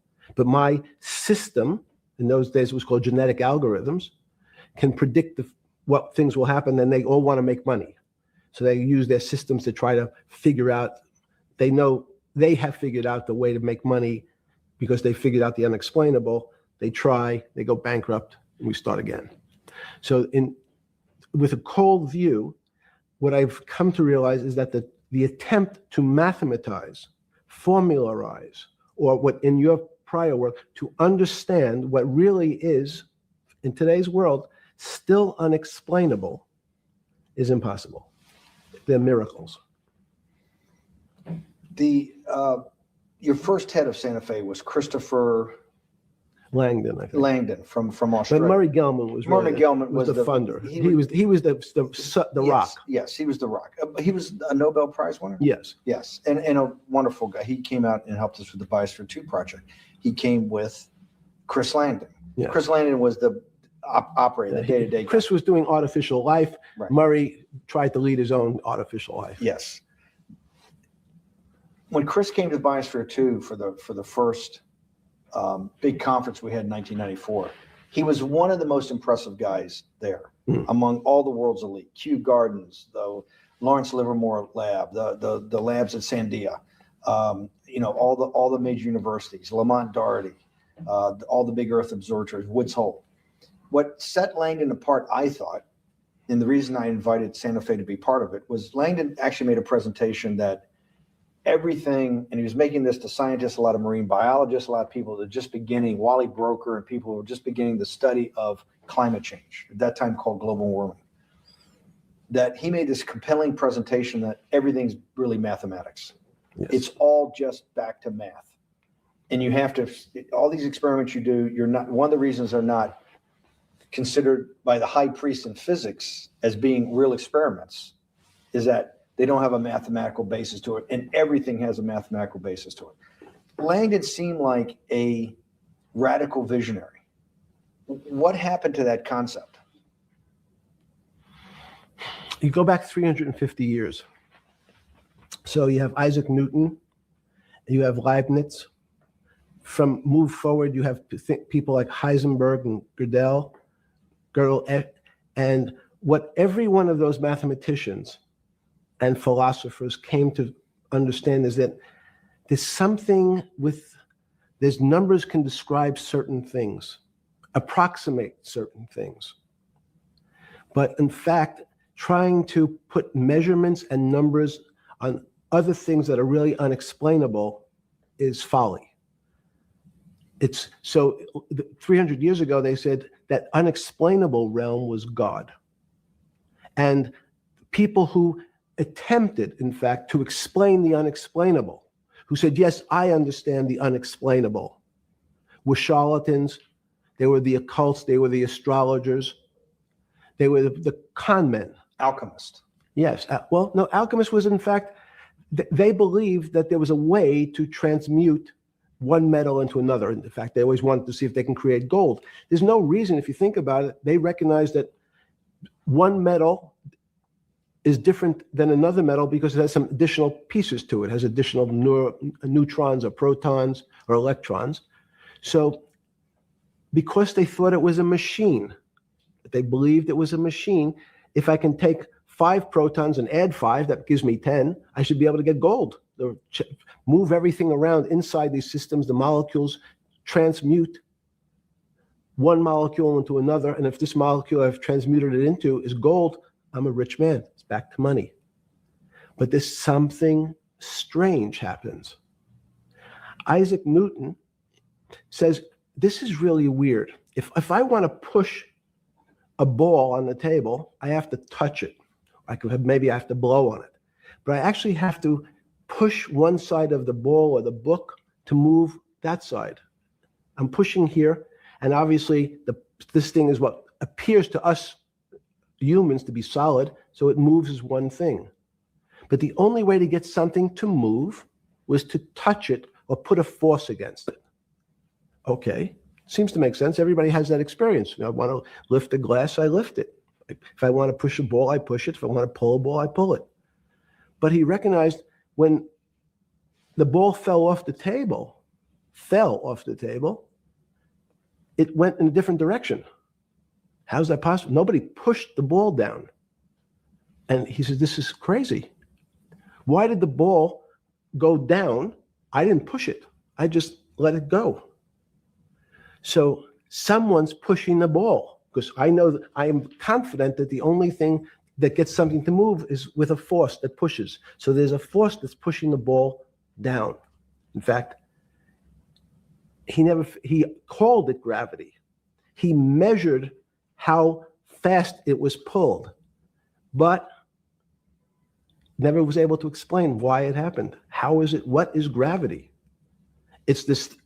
Everybody says, well, why did the ball fall to the ground? Because gravity took it. But what's gravity?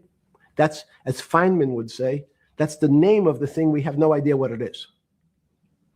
This goes to Santa Fe. They were trying to explain the unexplainable. Can we measure? Can we figure out a way to predict the stock markets using these types of chaos complexity? Before we get there, let's walk back through it. Let's go back to Newton. Sure. Pre-Newton and then Newton. What did Newton solve that for millennia up to Newton had not been solved? And then I want to go forward all the way to Santa Fe and what they were trying to solve. Let's start with just 2 or 3 of the basic guys, but let's go with Newton. What pre-Newton, it was what? And then why is Newton such a genius?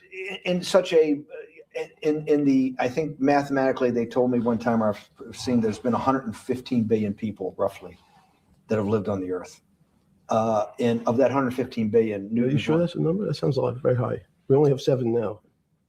I think in the history of the earth, I think I'll pull up the stat for you, but I think it's 115 billion people. They figure that probably is inflation. That's why you have lived on earth.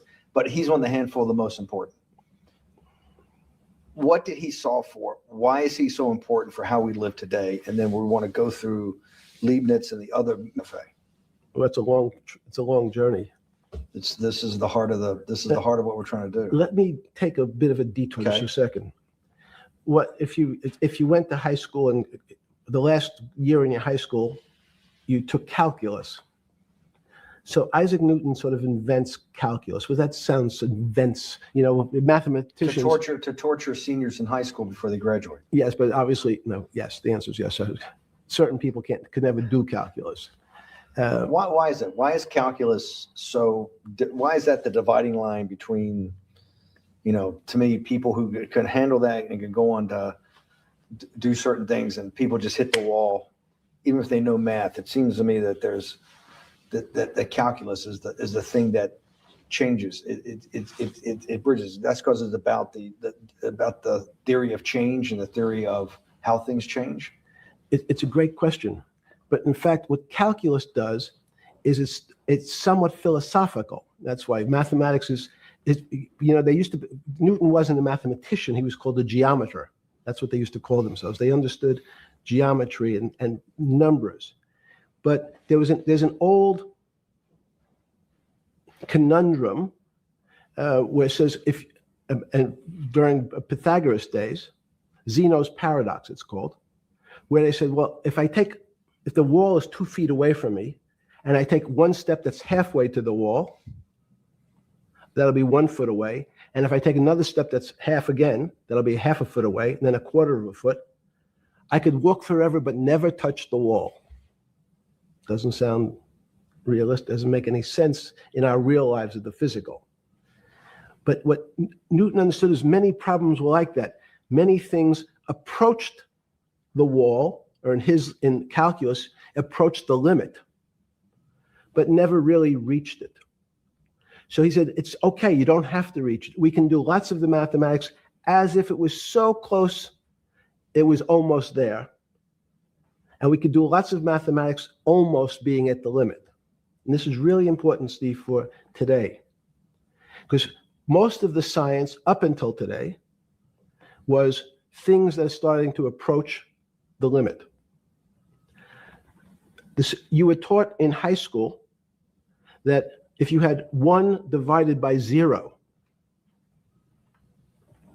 if you remember your high school algebra, you were told, what's the answer to that? Is there an answer to 1 divided by 0? No, if you were in high school, I'd say, stay away from it. It's the boogeyman. You could write it down as it's undefined. It's not able to be determined. There's a bunch of things. But in fact, Hold on. 1 divided by 0 is a... Is that a bathroom? What the hell's going on in the back? strange thing. High school, it's up in million as if it was so close, it was almost there. And we could do lots of mathematics almost being at the limit. And this is really important, Steve, for today. Because most of the science up until today was things that are starting to approach the limit. Y'all see that? It's like somebody peeking in. They're like, what is that? You were taught in high school that if you had 1 divided by 0, if you remember your high school algebra, you were told, what's the answer to that? Is there an answer to 1 divided by 0? No, if you were in high school, I'd say, stay away from it. It's the boogeyman. You could write it down as it's undefined. It's not able to be determined. There's a bunch of things. But in fact, 1 divided by 0 is a strange things happen. It's a world of the strange. And I'll explain to you after is that when you get 1 divided by 0, you get into a world we don't know what happens. The answer is it's not explainable. We can call it things like undetermined. We can have a convention to say it's X, Y, or Z. But in real life, we don't know what happens when you are actually at the limit. So Newton thought the same concept is that the limits were God. You got close to God, but you can never be God. He had this sort of religious interpretation. Okay, I want to go back to Newton. Why is Newton such a big dividing line in mankind's history? What is it about Newton? What is it about what he's trying to solve? What did they not know beforehand? And because we live to a degree in a Newtonian universe, although I realized later it was subparticle atomic physics, but at least for a while it was Newtonian. So what's the dividing line? Why is he so important? Why is he an inflection point in mankind's movement from the swamp to the stars? It's a great question. Because stars was by Kepler. What Newton starts to allow us to do is to make accurate predictions. Remember that we've talked about that with money, about the things in our physical world, how cars, he didn't have cars then, how horse carriages moved, how bowling balls moved, how pool cues and pool table balls. Had people tried to solve that before Newton? Many. Heraclitus or Plotinus, Pythagoras had these greats that we hear about, had they tried to solve the same problem? Not the same problem. They try to, again, what Pythagoras does, he starts to figure out this relationships in triangles. For example, everyone knows the a squared plus b squared is equal to c squared, that Pythagorean theorem, which is basically says these shapes in a triangle, each side of the triangle has a fixed relationship with the other two sides. That's strange.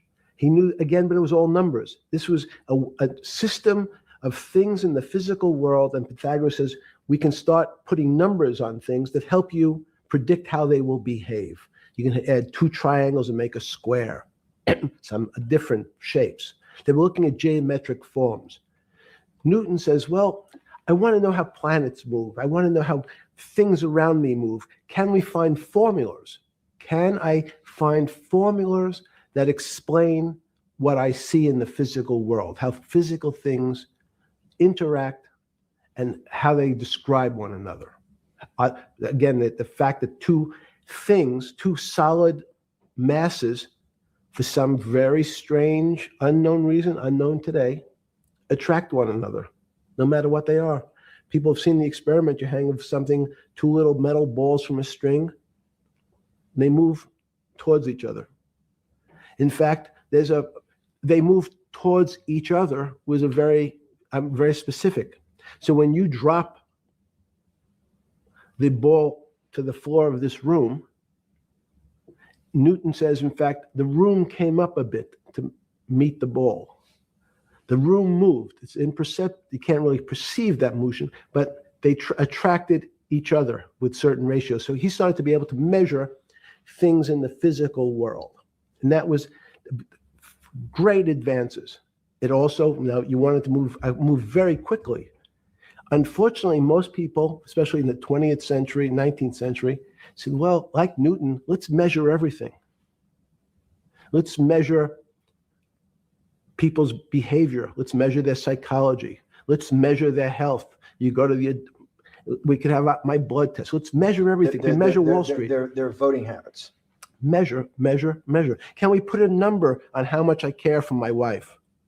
Could I put a number on how I feel? And we tried, unfortunately, we try to mathematize the finer things in life, and then recognize that there's things that unfortunately just fall outside. Schrodinger wrote a very famous book about what is life. He was trying to figure out a way, can he describe the difference between things that are alive and things that are dead? The answer is no. The things that are alive in my world are miracles, not magic. Magic has a bad connotation. You don't believe in the spirit or the soul? That's what animates people, is your spirit or your soul. Have you ever seen someone die? When they die, their spirit leaves. Their soul leaves, no question. So there's no question to you about no that. Question. There's no question to you that there is some animating life force within us that leaves when you're dead. Yes, in fact, I refer to the soul. This obviously is certain. The questions in the past, even because during people would normally think you were soulless. So thank you. Have you talk about you actually believe in it and have done some thinking about it is pretty shocking in its own right, isn't it? Well, again, mathematics, Leibniz thought. So Newton was at Cambridge and he was the head of the math department, right? He's a professor, essentially. Yes.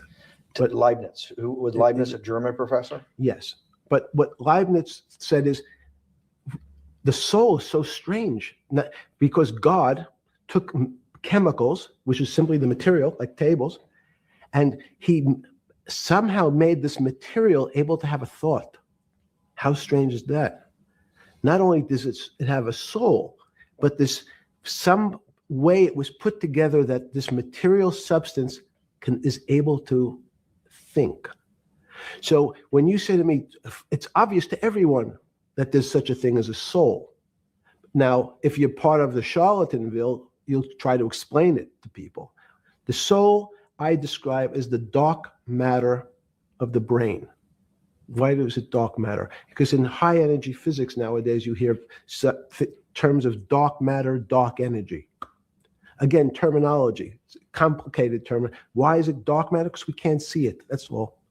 What do you mean you can't see it? Well, somehow we see something moving towards this area of darkness.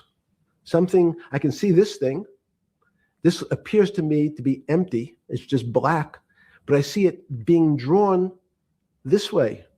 So I say, well, I know if this were matter, that would follow that equation. If this was solid, it would explain the way this particle moves. But I can't see anything here. So I'll just call it dark matter. And I'll say, I don't know what it is, but it behaves as if there was something there.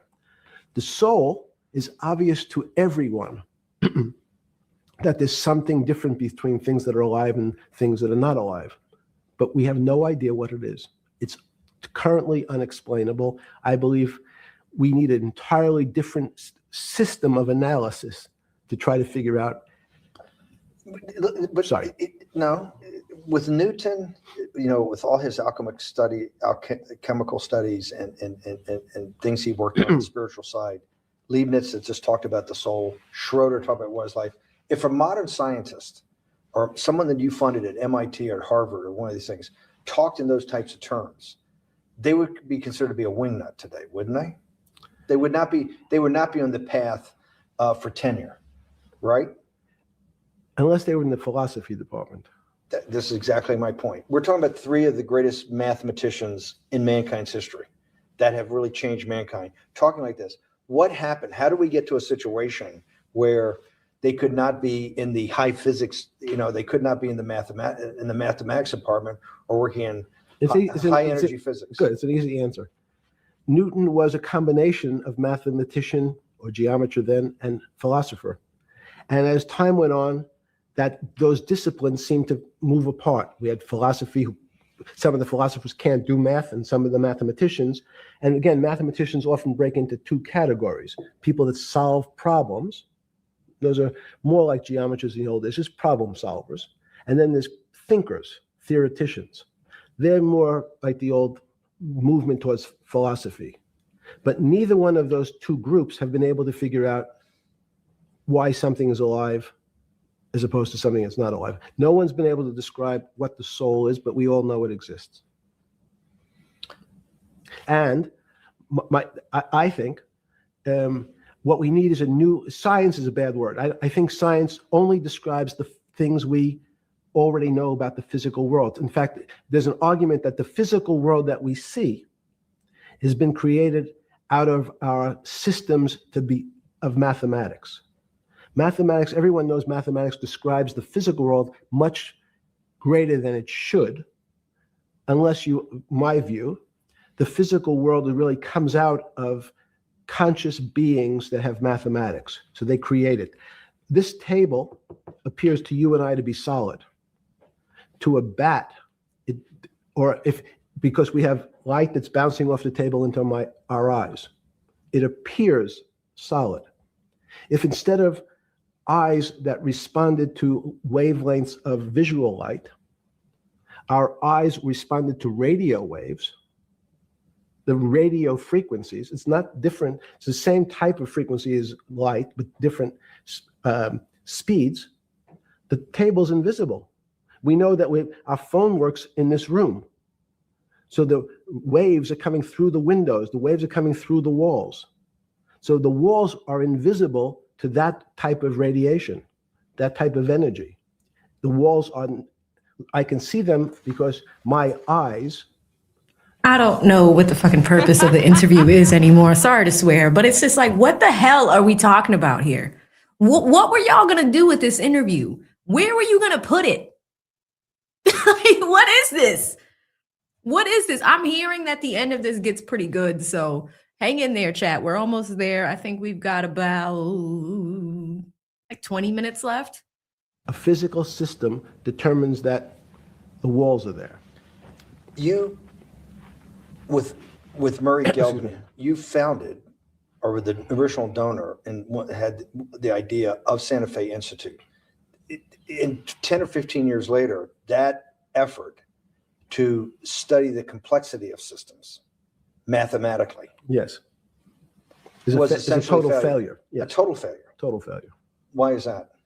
It's the failure of science because, in fact, if to some extent science doesn't describe romance. I don't know why I'm attracted to somebody. I don't know. People are attracted to each other, and everyone has the same feeling. They've seen someone walk in the room and they say, "Oh, that person gives me a creepy feeling." Science has tried to describe. Science doesn't describe what creepy feelings means. They just know it's a. No, he didn't just say that, chat.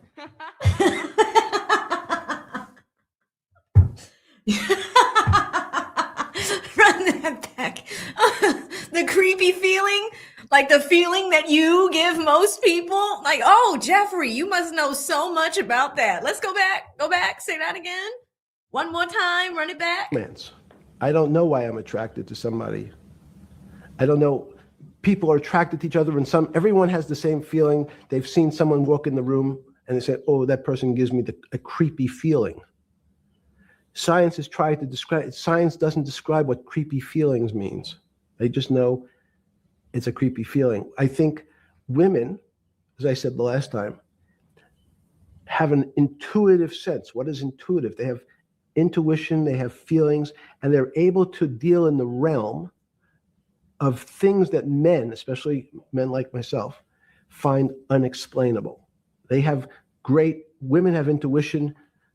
Men see things a bit differently. Men want to measure everything. Women are not really that interested in measuring. In what you're saying in macro terms, you actually think science, mathematics, maybe ultimately technology is moving to that more intuitive. What? I think science and math are old-fashioned.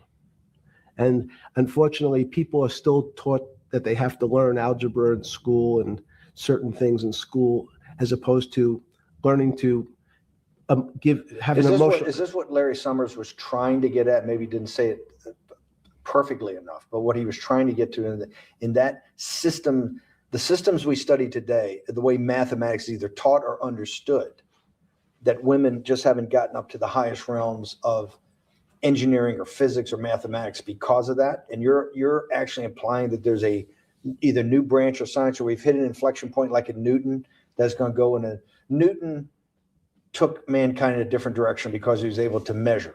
Then you had subatomic, non-Newtonian physics later. Are you saying that you think there's another developing field that's coming up that may take us, I don't know how many decades to get our hands around, but that's what's evolving out of this? Yes. Yeah. In fact, I think that mathematics, it's not the end of science. Every year someone says it's the end of, we can't discover everything. There's lots to discover with the relationship to the physical world, but we know a lot already. In respect to the unexplainable world, we almost know nothing.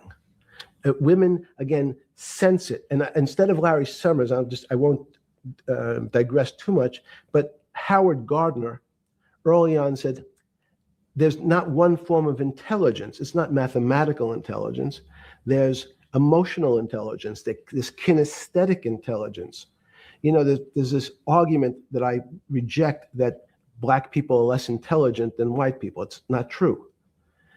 We know, for example, that if I was in the forest and I had to run from the lion or figure out a way not to be eaten, and my competition is a local African, I'm the one who's getting eaten because they have the intelligence to deal with their local environment. So it's just different. It's not better, it's not worse, but there's many differences amongst different types of people. And so people have different intelligences, and they excel in some intelligences usually, and less so in others. When did it come to, because the world of high finance is a world of pure reason, or We should have just put a damn line in that jail cell and called it a day then. is it a lot of emotion and gut checks and on trading desk and central banks when these decisions get made? Is it that high church, like the high church of science of high energy physics, or is it as much emotion that comes in as much as the mathematics and the reason? It's a great question. I think if you talk to really experienced and successful traders and you ask them how they know what's going on, they can't give you an answer. They don't know. They feel it. They can feel the way the market's moving. They can feel the way the stock's moving. And that these are not very well-defined terms. It's difficult to put in mathematics terms. How did I feel it? You could look back and make guesses what I was seeing. But great traders feel it and then act on their feelings. That's the difference. Many people feel it but are afraid because they want a mathematical justification before they take that next step. When you first got on the trading desk at Bear Stearns in the late 70s or mid 70s, were you shocked by how little actual understanding of mathematics that the traders comprehended? Yeah, well, again, we had a Texas Instrument calculator. Most stockbrokers, especially before 1975, if they were good stockbrokers, could add. That's about it. They could multiply. If you could multiply, you were already in the top 15% of stockbrokers.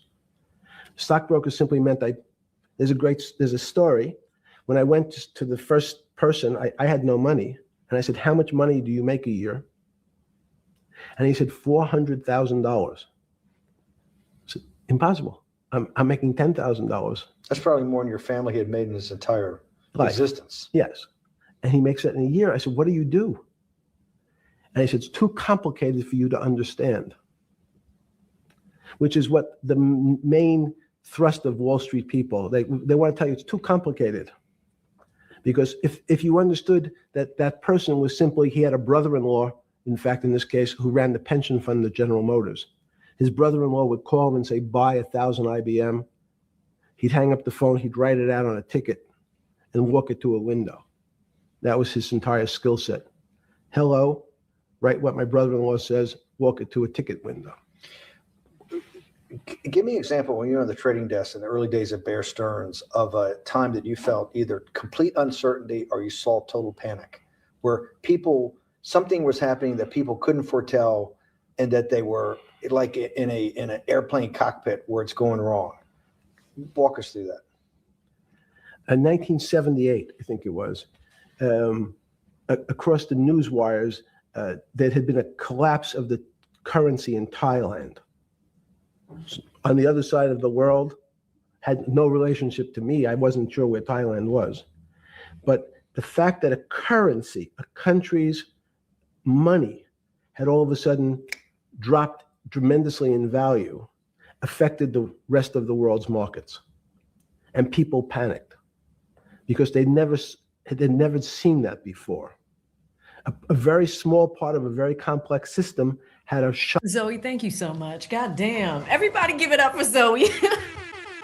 Who is your stream sponsor? We are watching probably the most, I don't know how to describe this conversation. I have no idea what's going on.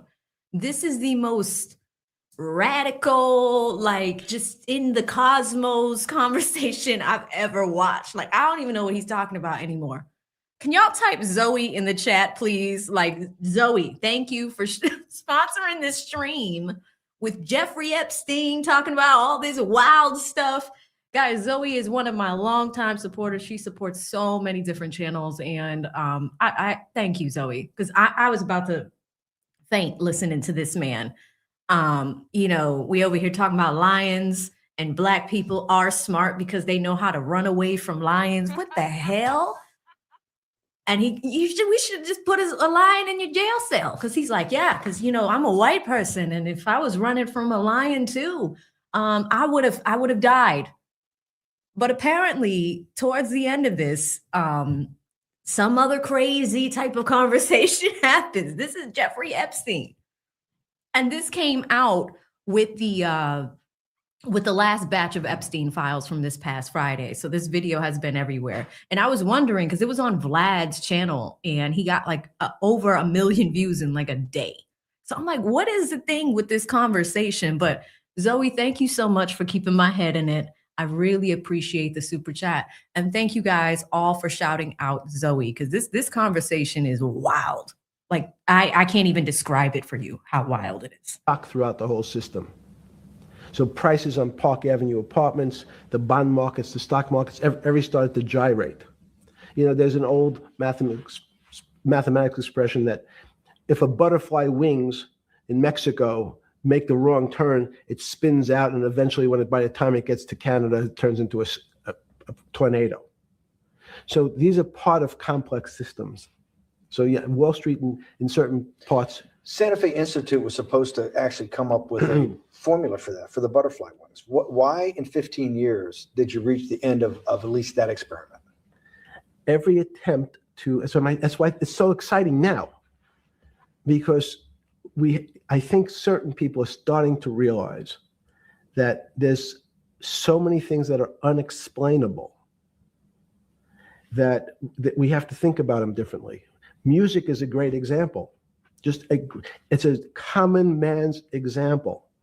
You know, when you hear a certain song, it makes you feel a certain way. How does it do that?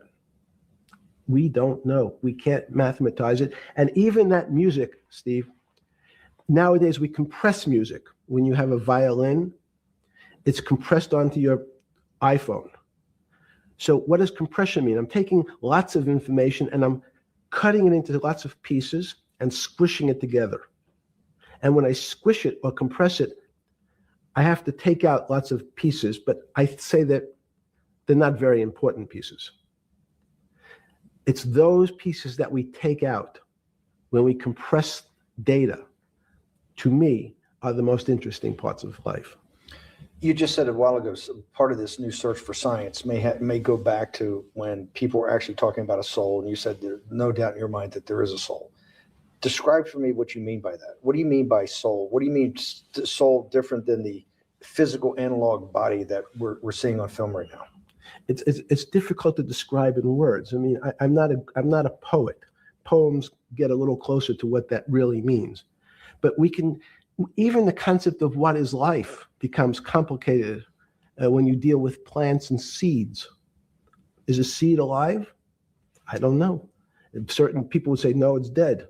When you're a banana, one of my favorite examples is the banana that's sitting on the countertop in your kitchen today. Is it alive or dead? What do you think about human life? What is human? Tell me about human life. But your banana is alive. That banana is breathing. It's on your. You say that's impossible, Jeffrey. No, it's not. Is the banana conscious? All these words. These are words. So everyone's trying to fit a very complicated concepts into a very small box called conscious or alive. These don't fit in that way. So if you put your banana in a bag and put another fruit in with it, the fruit ripens faster because the banana breathes with it. We don't understand most of those things. So you asked the big question. Sorry. You talk about the life. What about human life? What about it? Tell me what do you think? What do you think human life is? It's a miracle. It's a miracle. And when I say miracle, I can't explain it, and I make no attempt to explain it at the moment. We don't know how to think about it. And anyone, it's again another one of the Feynman quotes when he was talking about quantum physics. He said, anyone, Jeffrey, who says they understand quantum physics and quantum mechanics and quantum behavior, you know they're lying. Let's talk about it. That's post-Newtonian. Talk about what's the difference. Who founded quantum mechanics? Why is quantum mechanics taking Newtonian physics and taking it to the next level? It forms a much broader category. Let's go back to this desk. You use the thing of Newton using this desk. Why can't Newton's theory explain everything? Why did subatomic quantum mechanics or quantum physics have to come in to explain this? Well, so let's go right back to square one. Why is it called quantum physics? So quanta is a word that simply means packet, small amount. So it's quantized. So we recognized, when we recognized that this table appears, another very complicated word, solid to us, it's really made up of molecules or atoms. And atoms, we've given lots of names to what some of the behaviors. If you were in school, when you and I were in school in the 50s, the model was a little center thing in the middle, and electron went around and around it. It was seen as a ball that went around and around it. And as we started to look at, say, well, let's see what this ball looks like. I want to be able to examine that little thing called an electron. We found that there was nothing there. There wasn't the thing. It was simply a cloud of energy that we can call an electron. So we already started to see mysterious things as we go into very super small quantities, quantum physics. So quantum physics started to go into the very small, and at very small distances, we see things that we can't explain. We just cannot explain. How am I doing on time? Minutes. Fine. And to summarize, no, sorry. Let's go back to human life. When do you think human life starts? It's not these. So you see, this is the question. You're asking me to measure something again. It's the It can't disease. be measured. You just hate making commitments. That's why I'm not married. I'm peeling this onion back a layer at a time. All your bullshit and happy target can't be measured like that. Is that to say measure it's a commitment. You don't even like a commitment when you answer a question. I don't As know. they say in golf, commit to the shot. I don't know what it means to be measured.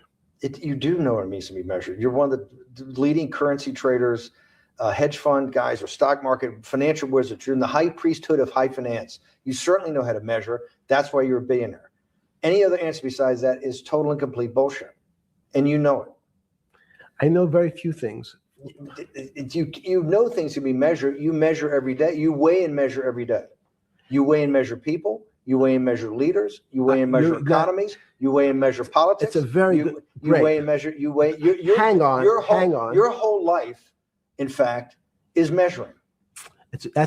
So what you've now done is a great thing, is you've used the word measure, a mathematic term, in the common vernacular, and abused it. So I don't even recognize what it means. It's so abusive to my field. Why? And let's go to that. In mathematics, measure means what specifically? There's no specific. It's an approximation, or giving something a number. Einstein said, we're not asking you to go to the 9th decimal point. That we didn't say that before. No, you're not going to the 9th. I don't even. What if I say measure how tall are you? You'd say in your case 6 foot. 6 feet. But is it 6 foot 1 inch?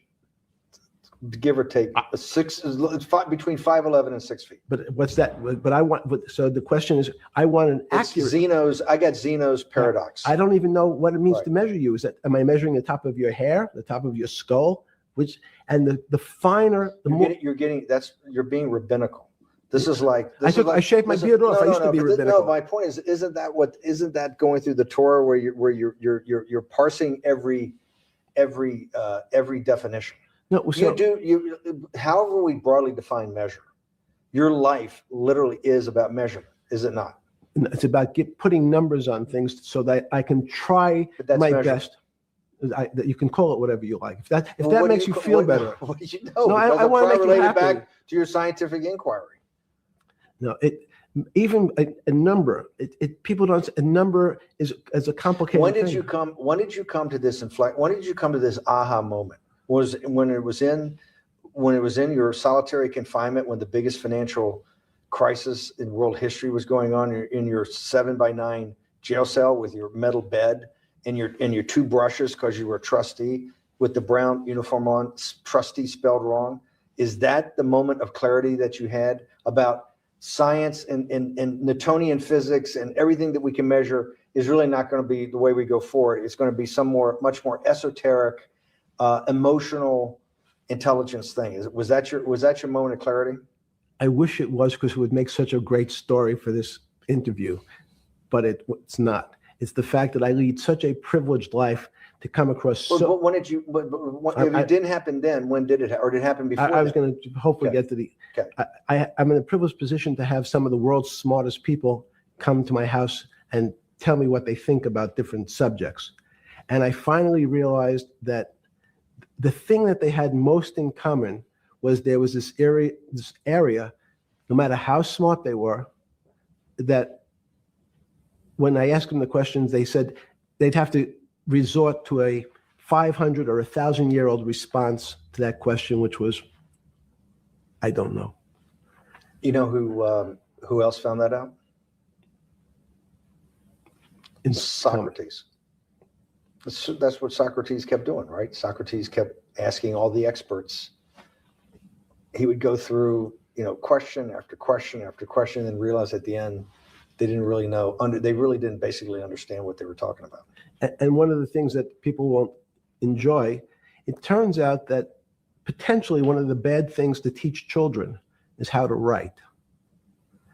It's writing, reading, and arithmetic was supposed to be, everyone's supposed to be taught. But writing forces you into a very narrow channel of thinking. You have to write in a certain form, in a certain way, in a certain linear pattern.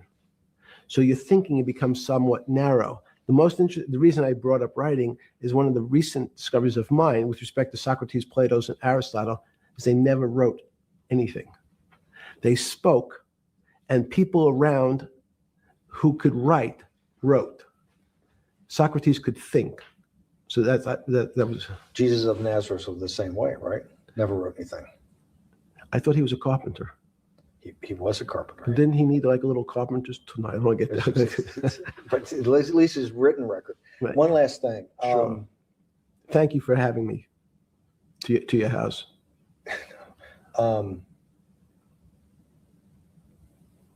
Vegetable juice. Let's go back. Look what vegetable juice does. When did that? The beginning of that. Was there any one aha moment in all these great thinkers? Did it happen before 2008? Was it after? That came up over, I know, many years. But when did you actually realize, hey, something new's got to be developed? Yeah, that's great. Is that because again, I'm privileged enough to have people around me who've given lots of philanthropic gifts to institutions of higher learning. And when I said the impact, how do you judge the impact of your giving? And we sat down and said, no really new ideas have come out. And I realized that, of course, it hasn't come out because we've been looking at using science and mathematics, and it's the wrong tool. It's obvious. Institutions that are set up and try to put forward knowledge and understanding and truth, should they take your money? Derek Bach at Harvard said, taking money for good causes is a good thing. So if Hitler took all the gold out of the teeth of the Jews and said, I want to give this to Heidelberg University to fund the Leibniz chairs so that I can study high energy physics, Derek Bach would say that was fine? Again, it's these questions are questions where good people on both sides, like your Charlottesville, could differ. I don't know the answer to these questions. So tell us the two. Give us the two answers. What the one answer why it shouldn't be, and then the one answer. Derek Bach says, I'll essentially take cash from anybody because I got so many projects, so many good guys, and this is the way I'll do it. So I'm indifferent to where the cash comes from. Money's money. And if I got good guys, I'm the fiduciary that says these are good people and this is good research. Okay, I'll take the cash from any source, including you. What's the other argument? Let me give you that. I know in my case, is your money dirty money? If you live, I just asked a question. Is your money dirty money? No, it's not. So in fact, why is it not dirty money? Because I earned it. But you earned it. We went back to this before. You earned it. You earned it advising the worst people in the world, right? That do enormous bad things, and just to make more money. So instead of asking me the question, should you take the money? Because I think it's a legitimate question. You think it's a legitimate question? Yes, no Why? question. because I think ethics is always a complicated subject, but I can tell you that with the money I gave to help try to eradicate polio in Pakistan and India, instead of asking me whether that money should be given to these children for vaccines, I think you might want to ask their mothers who received the vaccine, who know their child now won't get polio, and ask them if Epstein should have helped these people. If we with their walked in, money. if we walked in, you're is a that a fair mathematician. You're a mathematician. We walked into that clinic where they're giving that money out to these people that are in the most dire straits of poverty and sickness, and told them that the money was coming from class 3 sexual predator? Tier 1. Tier 1's the highest and worst? No, I'm The lowest? I'm the lowest. You're the lowest. Okay, tier 1, you're the lowest. But a criminal. Yes. That the money came from them. What percentage of people do you estimate? I understand you don't like probabilities. Do you estimate would say, I don't care, I want the money for my children? I would say everyone said, I want the money for my children. Did they know where the money came from? If you told them, if I told them the devil, 100%. the devil himself. The devil himself said, I'm going to exchange some dollars for your child's life. Do you think you're the devil himself? No, but I do have a good mirror. It's a serious question. Sorry. Do you think you're the devil himself? I don't know. Why would you say that? Because you have all the attributes. You're incredibly smart. You remember the devil is somebody knows smart? The devil's brilliant. You read Milton's Paradise Lost. No, the devil scares me. Satan is at the number 1 or 2 archangel, and the reason he goes to hell and leads the rebellion is because he can't be the top guy. And his thing is, I'd rather reign in hell than serve in heaven. I saw that in a movie once called American Dharma. I don't remember who said it. Okay, we have to go. Okay, good. Okay, that was good. Wow, Chad. There you have it. There you have it.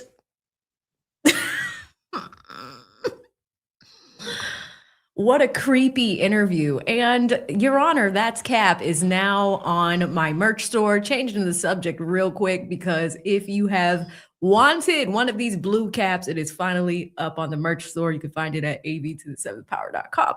All right, now let's attempt to break this down. I mean, I don't even know what the hell that interview was. Like, when we were talking about the systems and the banking system at the beginning, kind of made sense, right? Like, he was following along. He started to lose me completely when he put on that black shirt, talking about black people and running away from lions. And my mind has been blown, and I officially have a headache. How about you, dear viewer? Now, let me do a social poll. If you were able to follow along with him, can you put a 1 in the chat?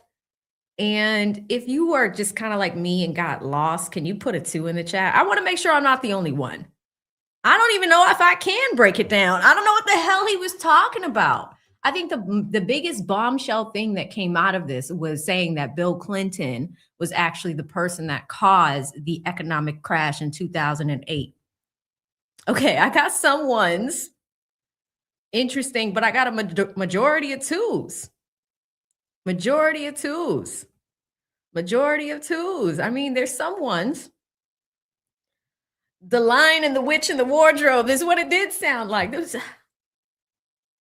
Petty Pendergrass said, I'm high. I was able to follow along. I mean, the stock market stuff made sense. You know, talking about systems made sense. He kept going back to that analogy of, you know, a doctor can't properly know everything about the human body because the human body has multiple systems. I followed along with that piece, right? The economic piece. When we started to get into, and maybe it's because I have trained lawyer brain, like literally trained lawyer brain, which is much more logical than theatrical, right? Like not on theory, based off of logic. What makes sense applied to the law. I mean, this is crazy. I am looking forward to seeing what happens with the Clintons when they come to the hearings, right? So we're going to see what happens in the future. But like, I can't even talk because my mind has been blown. I just feel like we took a trip to the cosmos. And then for him to say, to ask him, are you the devil? Are you the devil, Steve Bannon? Or Steve Bannon says, are you the devil, Epstein? Like, I mean, I don't know. We're going to see what happens with this, but this is a part of what was released in Friday's batch of the Epstein files. I'm going to run up out of here, guys, because I've been working really hard today. I did Fox News earlier today. We're going to put that clip out tomorrow. We also put out the update on Fulton County. They are now wanting to sue the FBI. So if you haven't seen that video, please check it out. I put it out before we did this stream, and then we just streamed for 2 hours, and your girl has not eaten yet. So let me just read some super chats and we will pop on out of here. Also, there's another poll at the top of the chat, and let me read you guys the results of that. I asked if you guys would be interested in a daily legal news show. 54% of you said yes. So we will do it. We will do it. We will do the power hour. Okay. So 54% of you guys said yes, 28% said yes in clips. So if you do miss it in the morning, or I have to figure out the right time to do it, but we will do a clip version. So if you can't sit and watch the full 2-3 hour episode, we will do shorter versions for y'all as well. And then 18% said, nope, clips only. So it seems like my live chat crew, you guys want to come together every single day and have this place where we can talk and debate about different legal topics. I'm really, really excited about that. Also, the other thing that I put in the description box, we have a new case intake form. So in chat, I have noticed a lot of people coming in saying, hey, cover this case, cover this, cover that. Now I have to structure everything for my team and streamline things for my team. So you're going to see this on everything I produce moving forward, whether it's a short, a video, or a live like this. We will have a case intake form, and that helps us get ready for the topics for Power Hour. So I'm really excited about bringing that back. Thank you to everybody that voted in that poll. We had something around 400 voters. So I really appreciate you guys giving us that feedback so we can plan for this, right? Because the news never stops. There's something every single day. All right, I think I left off over here with Super Chat. Shout out to Jaime, who's been with me for 9 months, says he didn't off himself. He was going to bring people with him. I mean, look at what he said about Bill Clinton in this interview. And I'm pretty sure that there's much more that we haven't seen yet. I did see that news article about Prince Andrew. I almost said King. Oh my goodness. Prince Andrew on all fours with a woman just laying down. Like, that was crazy.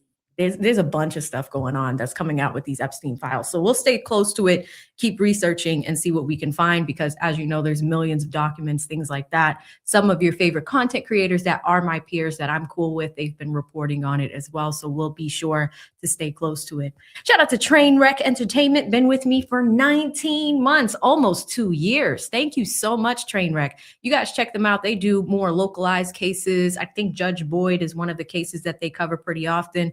Any of the mods are around, check out their channel. And if you're interested in more local stuff, definitely check them out. Of course, huge shout out to the stream sponsor, Miss Zoe. I said Joey, I can't talk. Zoe Carp, thank you so much, dropping $100 super chat. Zoe, you popped in at the right time, because at that point, the conversation just went left and didn't make any sense anymore. And there was all types of hand movements and things. Y'all were like, he's on lean, AV. He has to be on lean. This is what lean does to you. Thank you so much. Shout out to Joe. I haven't seen you in a long time. Joe with the 5 says, I swear Jeffrey Epstein has an earth is flat face. And with all this tinfoil hat conversation, I mean, it's just so hard to follow. I think the biggest things that came out of that is the Bill Clinton accusation. And then, what made sense about the 2008 stuff. Because he was in jail. Why did you have access to 2 phones in jail? Still got in touch with the people that, I think he was on the leadership team when it came to one of those organizations falling apart. So interesting stuff, but very strange conversation. And it's good to see you, man. I haven't seen you since like the YSL trial. So thank you for popping into today's stream. Hits me with another 5, says he reminds me of Woody Harrelson in Today After Tomorrow. I mean, I just remember the hands. Like, that's all I'm thinking about is the hands, the hand movements. Very strange, right? Shout out to You Misunderstood Her with the 10 says, let me summarize. Everyone is practicing medicine, law, etc. 2, no one has the answer, Sway. Oh, okay, sis. Thank you so much. Because I know you've gotten a background in some of this stuff, but I couldn't follow along. Like I lost my glasses a while ago, had to throw the pillow because I didn't understand what this man was saying half the time. Like it was just crazy. But that's probably why this interview is so popular on Vlad's channel. It has over 1 million views in a day. Insane. But thank you so much. Misunderstood her. Misunderstood her. The other thing too, this just reminded me for any women that want to be content creators, I'm in the process of developing a group where we are going to be doing some coaching on content creation. So if you're interested, please, pop into these videos, into these lives, and I'll give you guys updates on that. So stay tuned for that. I just haven't had a chance to get it all tightened up this week. Same thing. I'll probably be doing monthly webinars. That's not going to be limited to women, but for anybody that's interested in content creation. So every Friday, I'll be doing content creator videos aside from the news and stuff like that. I want to teach people, pay it forward. But thank you so much. Shout out to Nurse Janice, been with me for 20 months, almost 2 years. Thank you so much, Nurse Janice. She says, this was a very strange interview. It might have been the strangest for me. Like it was very weird. It was very weird. Anywho, I think he was on lean. Like, I don't know what was going on. He had to be on something. Anywho, I'm going to get out of here, guys. Let me just check my cash apps, make sure I'm not missing anybody. I think I got one from Drew Beats. He dropped me another 5. He says they never searched his Mexico home. Well, the Mexico home is in a different country, right? So the jurisdiction might be an issue. But again, we have worked with the Mexican government in the past for searches, extraditions, things of the like, investigations. It takes a little bit longer, but I wonder why they never searched his Mexico home. I will look into that. Shout out to You Misunderstood Her with the 2 says, was looking for some info on your Substack. Yes, the reason why you haven't seen anything yet is because we're building a whole new site for content creation that's going to be based off of my I'll show you guys, like my main website is the AV to the 7th Power website. So right now we need to build a new page for it. So everything that is content creation related is going to live on my main website. But right now we have somebody on the team building it. So more to come if you guys are interested, but we are trying to come up with our process, all of that stuff, and push people over there. So we're building a whole new landing page for anyone that's interested in content creation. But thank you for that question, because I'm sure other people have the same question. Shout out to Pam. Good to see you, Pam. Pam Salters is one of my #1 supporters on this channel. She supports so much, so hard. It's good to see you, Pam. I hope you're having a wonderful day. And if you are just popping in, you're going to want to rewind and watch all of this craziness. Epstein was all over the place with this interview. It was insane. But thank you so much. She has been a member for 14 months and says, blessings, everyone. Okay, guys, very busy day for me. I'm going to go grab something to eat. We are likely going to be back tomorrow. And I need to figure out what time is best for Power Hour episodes, because it seems like you guys do like the afternoon as well. And that gives us the morning to get everything ready and start planning things like that. All right, y'all, I'm going to get up out of here. Have a good one. We will see you in the next one. Stay safe out there. Bye.